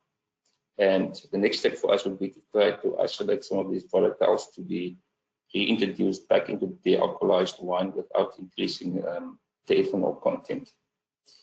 And then, yeah, this example of one trial where we investigated the mouthfeel effects of glycerol, and we can see how glycerol played a large role in terms of increasing the mouthfeel. On the left, low glycerol levels. And then on the right-hand side of this graph, you can see increased levels of glycerol that we added to this dealcoholized wines, and this led to better, good finished and more fuller wines. Then the second part of my research focused more on the analytical part, and this research we are doing in collaboration with chemical engineering at Stellenbosch University. So the first part in this project was where we developed actually a system which was capable of automatically obtaining a sample during alcoholic fermentation in red wine and moving the sample automatically into an infrared machine or equipment to be able to do some analysis. We obviously also built PLS calibration models to work in turbid samples. As you all know, wine is very turbid, must during alcoholic fermentation. And this fortunately works, so we were able to build quite good, robust models, which we could then use to follow the phenolic evolution of red wine in a number of small-scale tanks during the production of red wine.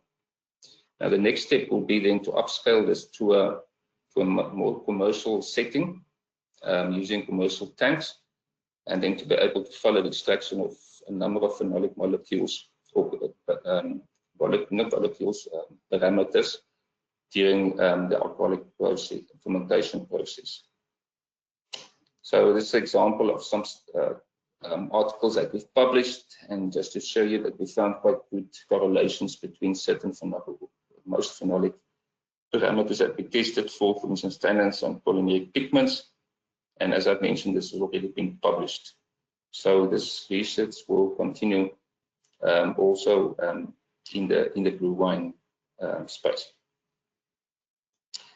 Then my next colleague I spoke about is, or the one colleague I spoke about was Professor Florian Bauer. So Florian is looking at microbial. Sorry, something moved here.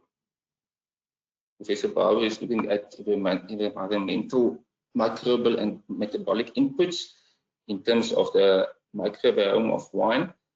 The aim here is to basically to achieve certain outcomes in terms of metabolic targets. One of these would obviously be lower alcohols, lower alcohol ethanol the levels, but also to be able to modulate and to change the volatile fraction of wine. He's looking here not only at single strain Saccharomyces, but also binary and even consortia where 4, 5, 6 different strains are tested in a combination and followed. He's also looking at yeast and some bacteria interactions. And using this experimental toolbox where next generation sequencing flows and cytometry and so forth is then being used to describe and understand these models to be able to predict and modulate the metabolic outputs in this process. Then next colleague is Professor Melanie Bouvier. Melanie is more involved with the plant research, obviously focusing on grapevine. And the slide is just sort of an overview of the different sections he's involved with in this field. For instance, plant improvement, grapevine stress response, which I already alluded to, grapevine secondary metabolism, and so forth. And our research, not only our team, also some other research teams are also using our very well characterized vineyards to test certain effects, like for instance in our case, the grapevine's resilience to stress and some other environmental impacts on the product quality. So Melanie is one of the projects is this flagship project where she look at the adaptation and resilience of different science. I've mentioned this before, 4 different cultivars, Shiraz, Pinot and Cabernet, as well as Chenin Blanc on different rootstocks, to assess their suitability during water stress. In this project, a lot of different measurements are being taken in the soil and in the plant itself, and also they're also using innovative monitoring tools like drone technology and image analysis to follow, to use during this investigation. They're also using other technologies like epigenetics and also follow the soil and root microbiome. So this is quite a big project, and as you can see, a number of PhDs and master's students are involved with this project. Melanie also extended, not only her, but we would also like to extend the other partners in the BluWine project. If you have interest in perhaps seeing our model vineyards, not only the model vineyards, but especially, then you're welcome to come and visit us and see where we can perhaps work together more in especially this field. Then Melanie is also working on circular economy. And this is a interdisciplinary project where she works with colleagues from chemical engineering and also chemistry. So they are busy defining circular economy in the wine context. Well, they've already done this in South Africa in the wine context. In South Africa, the circular economy is not only about actually production, but also socio-economic impacts. And then also looking at identifying certain existing circular economy activities of interest. And they've already published this in the as you can see on the left-hand side of the work that came out of this work on the left-hand side of the slide. Going forward, they are trying, well, they're busy with material flow analysis, where they identify hotspots or areas of interest in the whole production process. And then they also look at these hotspots and giving these hotspots certain ratings in terms of the importance. And you can see things like wastewater, cellular organic waste, and also water use as they also be identified as of interest and importance. And then obviously to rate and prioritize these on this using this 5-step sustainability analysis. So also quite a large project, which can also fit in quite well with the BluWine topic. Then just to end off, again, just our contact details. I would just like to stress that obviously we have quite a number of other academics involved in our environment as well. Quite a number of people working both with the viticulture and technology space, sensory analysis and so forth. So you are welcome to contact us or look at our website if you want to look at more possible collaborations between us and yourself. Okay, thank you for your attention, and thank you for the opportunity to talk here. So thank you very much, Wessel, for your presentation. So I would call Umberto, that is already on your camera. Umberto Prieto from Instituto de Investigaciones Agropecuarias.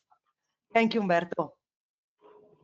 Thank you, Daniela. Can you see my screen already? Yeah, yes, we can see your screen. Thank you. Okay. Thank you, Daniela, for inviting us to participate in this consortium. It's an amazing opportunity to share what we are doing here in South America. So we are going to talk about the biotech tools that can be fit to the initiative. And we are located as a biotech lab in Chile, South America. We are the National Institute of Agricultural Research. We are two research centers through Chile, along Chile, and we are located we are La Platina Station, located in Santiago, and you can see over there. And we are the La Platina Regional Center, located in Santiago, and we are the biotech lab in the station, and we are dedicated in general for biotechnology now, but we have been focusing in gluten-free crop research. So what we are now concerned as a lab, are those over there indicated in the screen. For sure, climate change is doing a lot of problems, and we are trying to get some outputs to figure out the situation as a part of breeding programs. This is in the context of conventional breeding. So what we have produced until now, in 2021, we produced some Sultana resistant to powder mildew using CRISPR-Cas technology, modifying the DEL1 gene, which is regulating the content of salicylic acid in the plant. And later we produce a potato that is non-browning, modifying the polyphenol oxidase 2 gene. And also, because of the relevance of the issue, we are working in different species, for instance, in rice, and we have produced now rice variety with reduced stomata density. So we are now in the consortium in BluWine. We are part of the work package 1 to avoid the use or reduce the use of chemicals, and that is and this is the tools we have for the consortium to collaborate with you. And we will be happy to share with the consortium. So to develop CRISPR under our knowledge, under experience is to account with at least 3, ideally 4 specific areas. To develop in vitro culture systems, to develop gene editor delivery systems to account with the information of the genes and genomes, and if it is possible to account with our own varieties or genotypes to work with. So I don't know, yeah. What we have for the point number one for the viticulture systems, we are using different, depending on the species, we are using different cell systems. So we have somatic embryogenesis, organogenesis, and protoplasm in those species. Currently working in the lab, you can see some examples over there. In the particular case of grapevine, we start working with table grapes, but after our prototypes were produced and with a kind of successful, for sure, some wineries came to us from Chile and from France, for instance, and they brought their own materials, and we had started developing the very fundamental technique we need to do the CRISPR-Cas system working for these specific genotypes. So the baseline technology till now for us to develop the remaining procedures in gene editing, it is somatic embryogenesis. So we use this. You can see now we're working with wine genotypes, very selected clones from these enterprises. We are developing the tissue culture system for them. From that we produce the key technique for the system, for the gene editing system, which is protoplasm. You can see different particular clones: Cabernet Sauvignon, Merlot, Chardonnay, rootstocks from France, and we are also interacting with very actively with different universities. In the case of Nero d'Avola and Frappato from Sicilia, from the University of Catania, we have been working with them and collaborating with them also. So the second component we need to develop to get the technology, the technique, it's the delivery system to send the components for the gene editing. We developed our own. So these are working based on the regular agrobacterium tumefaciens technique. We started in 2015 developing these tools. So this is the reason why we were using this, and we are still using this. So in these modified tDNAs, we are incorporating some specific sequences from Gemini virus, which allow to go into the cell and to act like a virus-like particle that is episomally multiplied in the cell, and are producing at that time or at the same time the editors that we need in the cell. So we are not doing transgenics because of this capability of the system we developed. And once we have in the cell produced the editor components, these are going to do their work in the nucleus. And what is remaining is okay, getting these components acting over the target DNA sequences we designed, making their job, and after that getting the gene in the target gene inactivated but a deletion or a mutation. So this is the system what we have. 1 and 2 together using protoplasm and this system. We don't need to use agro. We are using transfection. We call in this area, and we are tracking the system by using GFP in order to track the cells that are under editing. So you can see in green which protoplasms are being edited. And then we recover the protoplasm and get the plants again. So this is the system for number 2. Once you have these 2 components, you need a third one. You need to look at the gene you are going to be interested. And we developed in between 15 and 17. We realized that we need a complete genome knowledge of where we were interacting, where we were intervening or targeting. So We developed these tools. This is an open tool. You can access it using that website over there. We have extended this tool to other species. We are working in the lab, as I mentioned in the beginning of the presentation. So the tools are considering the public available genome drafts. So we need to go there. We need to look at the genomes, the chromosomes at the nucleotide level. So we develop our own tool in order to, for instance, to address a specific exon, as I am showing the screen. We are working in particular case. Until now, we have been working with using 2 guide RNAs, which is a component of the editing system of CRISPR-Cas, not a single one. We are able to develop until we are able to use until 4 different guide RNAs to address the specific target gene, or 4 genes, or 1 gene, or 1 promoter nowadays. And at the same time, developing this computer design system, our modeling system, we are able to predict if our guide RNAs are going to make some noise in the other areas of the genome. So we have a designer for grapevine in this case.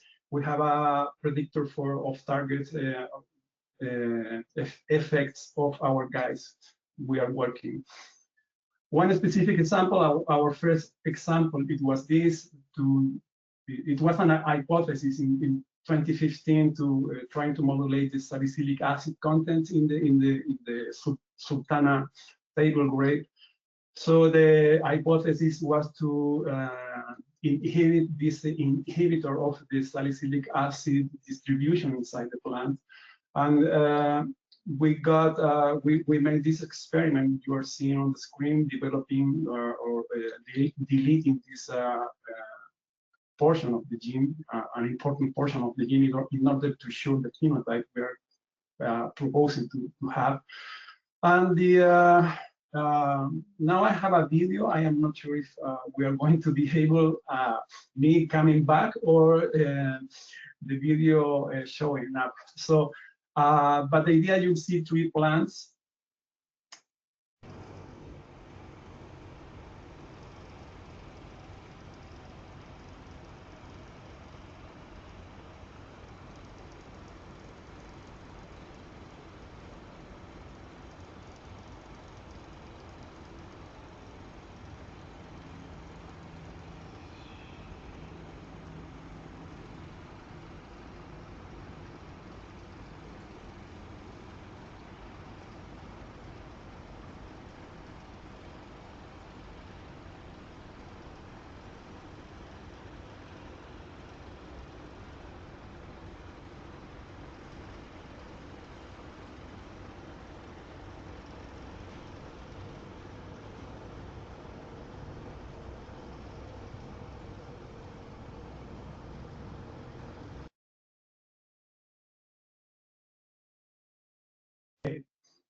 Okay, that's it. Thank you, Francesca. It worked.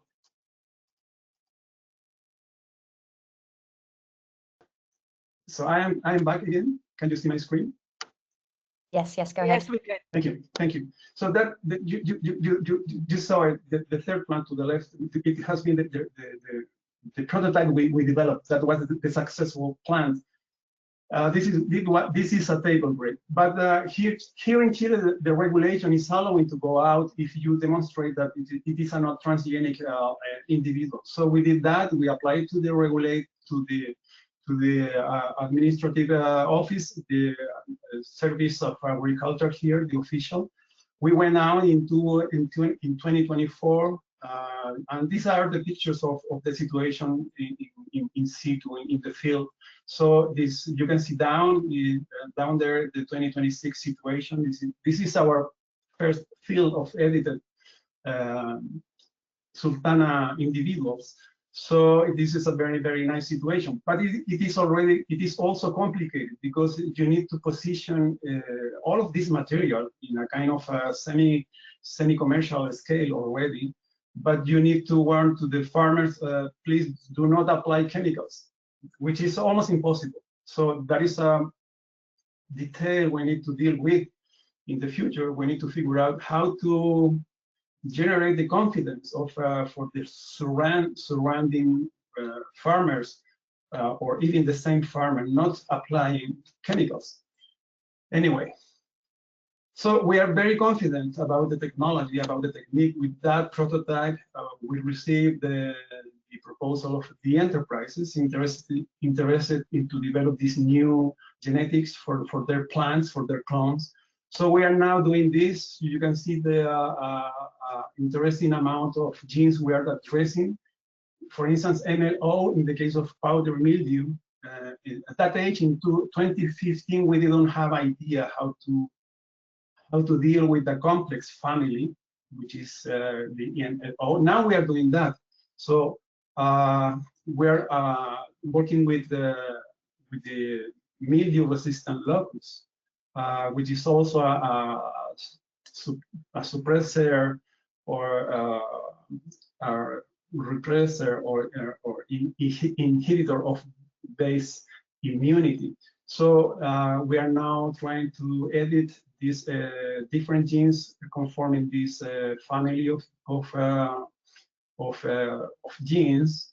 And what we have now is very interesting. Using the new technique in Concha y Toros, for instance, for the clones, specific clones, we have developed, you can see the gene over there in the upper part of the screen, and you can see the first individuals coming up from the technique.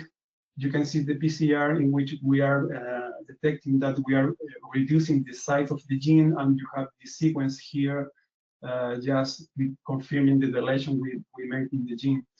So this is a very, very nice, the very first clones we have in wine grapes working in this new stage of our lab.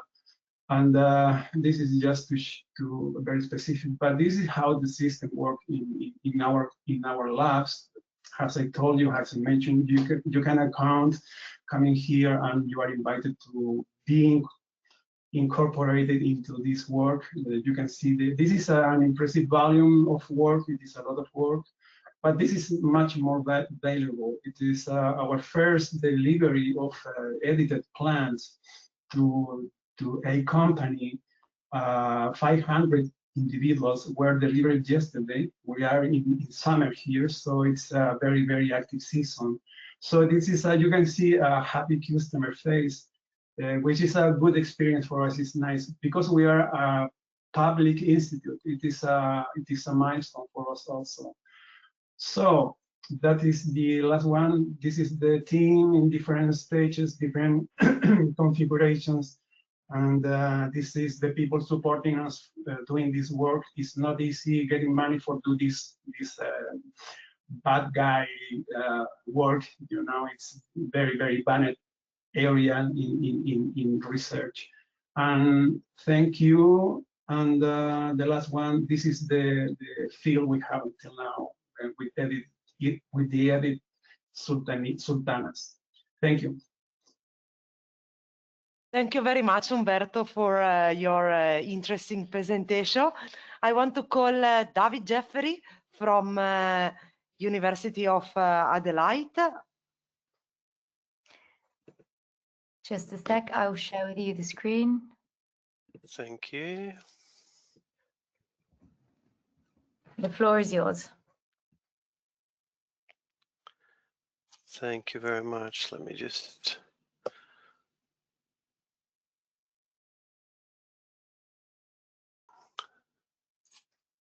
check which screen it's sharing, sorry.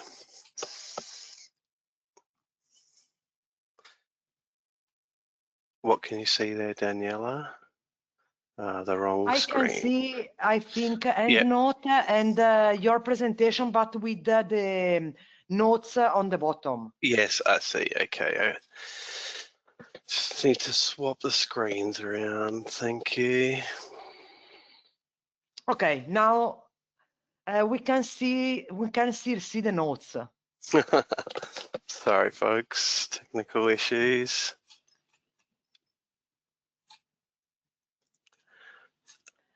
Hang on, might now just... okay. Yeah, hang on. Yeah.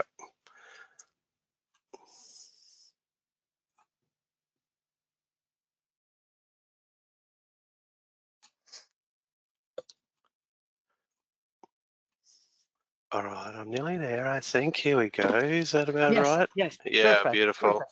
Thank you very much. Thank you very much. Sorry. Thanks for No waiting. worries.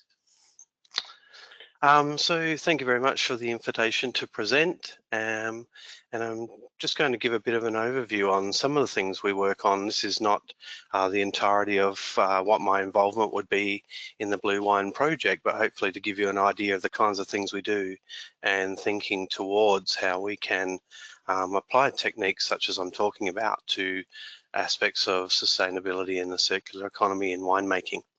So I'm going to talk about a technique called A-Team. And using machine learning and potentially as a green analysis technique. So a bit of an outline. I just want to give a bit of background on the university that I work at, then talk about this particular technique, show a bit of the data outputs and the modeling from that. You can think of it as a molecular fingerprint that we're using of grape and wine, and just to give you a couple of examples of applications at the end as well. We became a new university in 2026. This year we became Adelaide University, so that was the merger of Australia's third oldest university, the University of Adelaide, merged with the University of South Australia. So according to QS World University Rankings, we're in the top 100, we're 82 and we're 8th nationally. We have teaching and research facilities at the Wake campus related to grape and wine science, so vineyards, winery, analytical labs, microbial collections, something called the Plant Accelerator, the biggest greenhouse in the Southern Hemisphere, plus plenty of other things, lots of lab space and that as well. Importantly, we're co-located with other organisations, research organisations like the Australian Wine Research Institute. So together with those few organisations you see on the screen there, there's 70% of Australia's grape and wine research capacity at the Wake campus. So for people that are being seconded, there's opportunities to interact with a much broader community than just myself and my few colleagues. So about this technique then, A-Team, or absorbance, transmittance and fluorescence excitation emission matrix spectroscopy. It's a bit of a mouthful, but it enables the simultaneous measurement of absorbance and fluorescence spectra. And at the same time, it does inner filter correction or correcting for inner filter effects. And we use, you can see an image of that, the Aqualog instrument there that we use, and there's an auto sampler to allow us to process through the samples. So from that we get an output. For one sample we get something like 10,000 variables that we can then use to do modeling. That's what gives us this molecular fingerprint. The idea for this technique is that it's simple and rapid and is able to give winemakers some timely answers. So normally you might have techniques that are great, they're very sophisticated from a research point of view, but from a winemaking or a grape growing perspective, you might have to wait days and days to get a result, or even longer, and that makes it hard to make decisions. So we wanted something that was simple, easy, and green in terms of the solvents that are used, so ethanol and water with a little bit of hydrochloric acid to acidify it. To give you an idea of the outputs then, so we can see on the top right hand side those blue images there. These are the excitation emission matrices. These are contour plots, so that's three-dimensional data that arises from the technique, as well as getting absorbance values. So fortunately, especially red wine is abundant in different chromophores, things that absorb UV invisible light, and different fluorophores, things that are fluorescent when they're excited. So these are molecules like flavanthiols, anthocyanins, hydroxycinnamates, but also some other more minor components like aromatic amino acids, or vitamins, or carotenoids or porphyrins if we're talking about grapes. So we take that data and we do some sort of pre-processing, normalizing. We can combine data sets and then do some modeling. So either classic chemometric techniques, and some of those have been talked about already in terms of PCA, or other sort of machine learning techniques, some of which I mentioned here. And then we use that data for classification or prediction problems.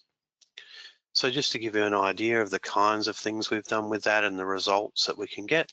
So authentication, we've done quite a number of these types of publications on region and variety and vintage even, so being able to discriminate wines on that basis. Here's an example of wines from the Barossa Valley. There's sub-regions of the Barossa. And these were research wines, Shiraz wheat research wines made over 4 years, so about 200 or so wines. They're not shown in this figure A here on the top right hand side, which is principal component analysis of one of the vintages. Just to highlight, this is taking that Aqualog data, the EAM data, and not telling the software anything about it, letting the software find, or the programs find the patterns in this data. So I think it's quite impressive to see that separation of these different sub-regions, some of which are only several kilometers apart. So very, very fine scale of terroir that we're trying to discriminate here. Then in panel B below on the right-hand side, we can see the classification according to a machine learning technique, extreme gradient boosting discriminant analysis. And from that cross-validation, we see 100% accuracy. We typically see very high accuracy with this technique in terms of classification of regions or varieties or vintages, usually well into the 90%. We can do other things with it. We can classify or predict basic enological parameters, for instance. So you might be familiar with things like a wine scan or ENOPHOS technique, where you can obtain these sorts of measurements. So alcohol, glucose and fructose, pH, titratable acidity, volatile acidity. So using the reference methods for those, plus the EAM data from the Aqualog instrument and doing extreme gradient boosting regression, we can see the outcomes here. And for the cross-validated regression models, the R-squareds, or the measure of fit, is at least 0.8 for these.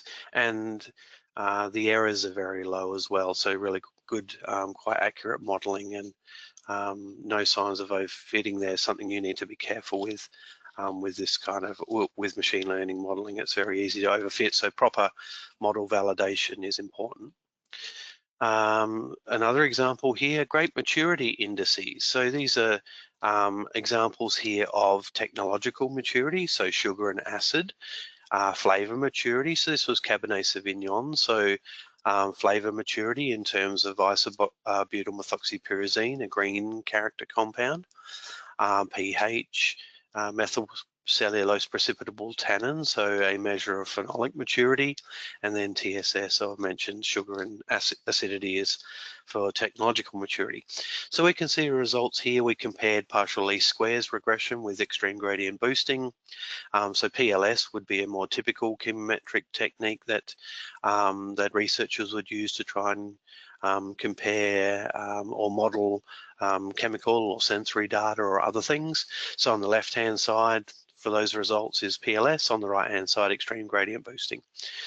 Slightly better results, but again, really good, greater than 0.8 for R-squared, and minimal signs of overfitting that you can tell by looking at the training, the CV or cross-validation data, and the test data.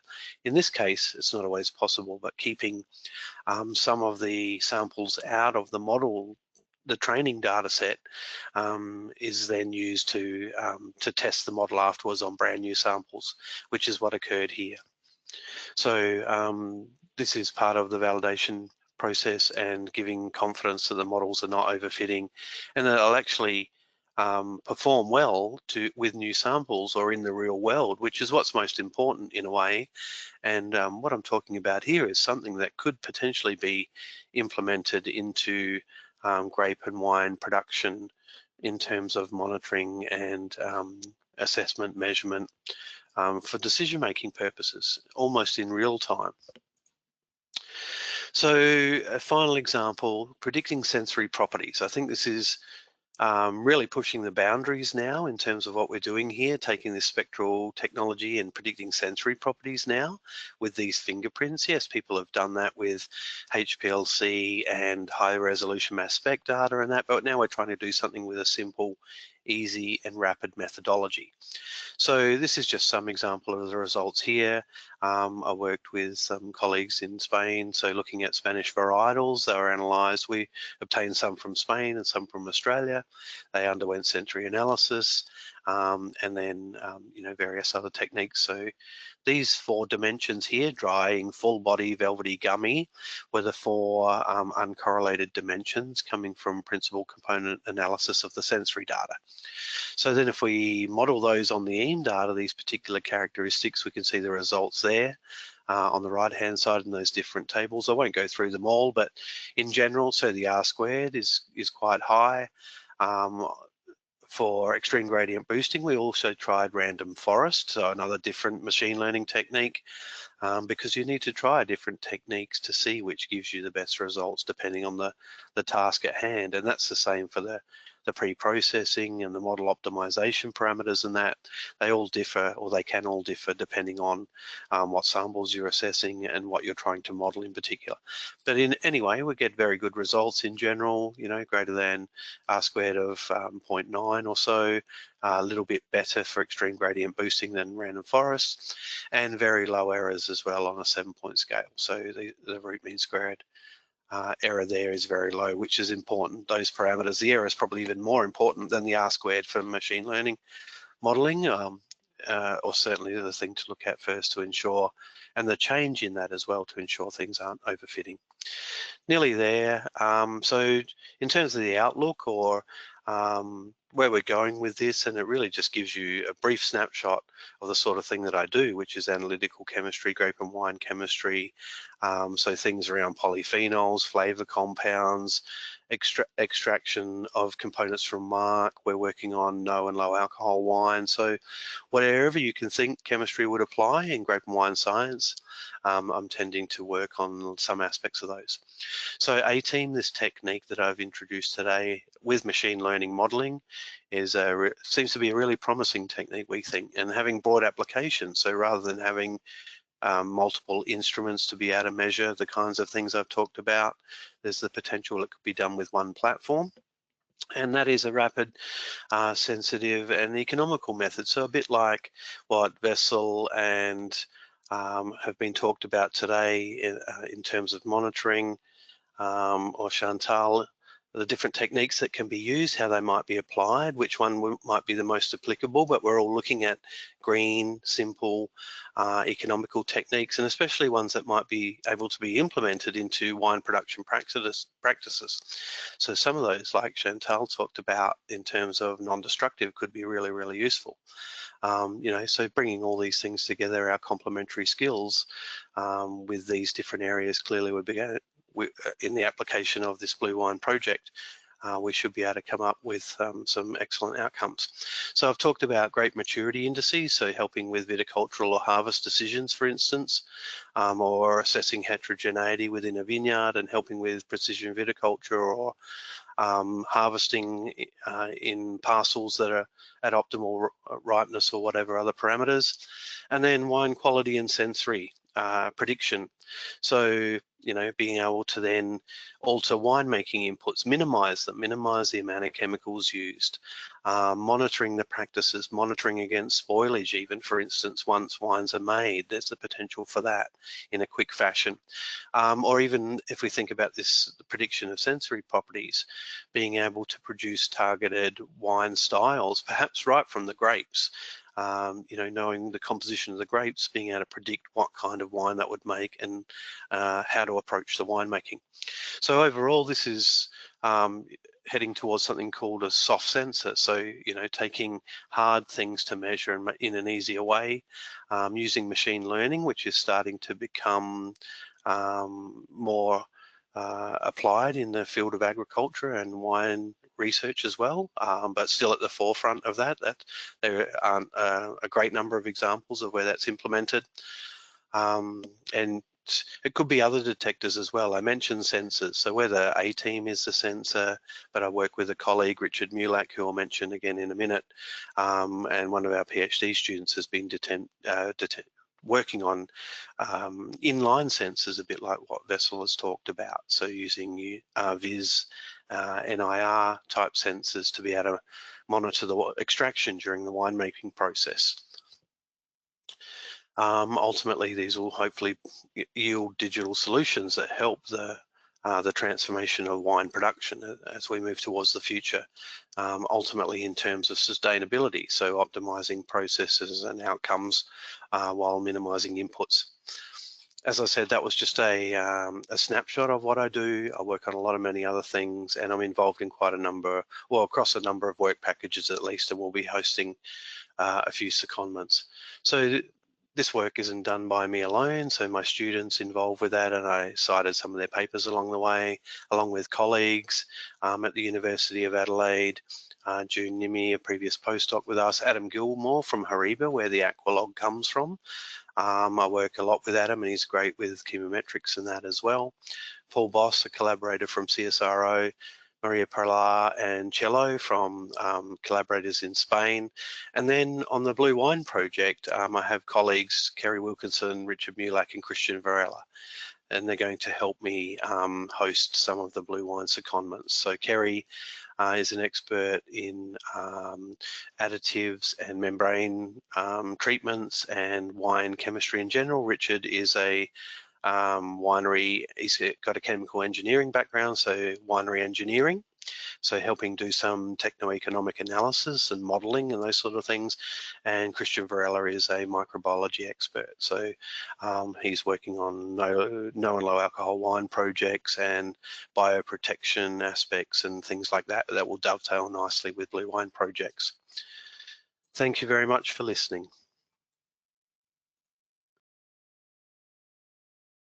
So thank you very much, Dave. I'm still online, yeah. Can you hear me? Yes, we can hear you. Okay, sorry. No, because the screen changed and I wasn't sure that everything was okay with my connection or what else. Share with you the agenda again, but I don't seem to manage to block it myself. It's probably rebelling a little bit. Okay, don't worry. So I really want to thank all the speakers, all my colleagues that are involved in the BluWine Project, all our teams from all the institutions that are involved. So we are a little bit in late. I think that if there are some questions, we can reply separately in different. So Francesca will send us all I'll gather the questions, I'll go through them, and I'll send them all to you directly as the consortium can reply. And big thank you to all the partners, to everybody that spoke today, and a big thank you also to everybody who participated. If you do want to re-watch the session, the webinar of today, we will be editing the video and making it available to you all. So you'll get a communication from us later on about that. Thank you very much, Francesca. Thanks for all of you for being here. Thank you. And for the BluWine Consortium, of course. Thank you all. Have a lovely rest of your day or evening. Bye-bye. Bye-bye. Bye-bye. Bye-bye. Okay, if you can switch on the camera, so at least we can see each other before leaving. Thank you very much. Thank you all. I look forward to working with you all. We will keep in touch. Bye-bye. Sure. Of Goodbye. course. I will become your nightmare, don't worry. Enjoy your weekend. Yes, enjoy your weekend, of course, because it's Friday. Sure. Thank you very much, Francesca. Very nicely done. Cheers. You're very welcome anytime. We'll be in touch. Okay. See you. Thank you. Bye-bye. Bye-bye. Bye-bye. Bye-bye.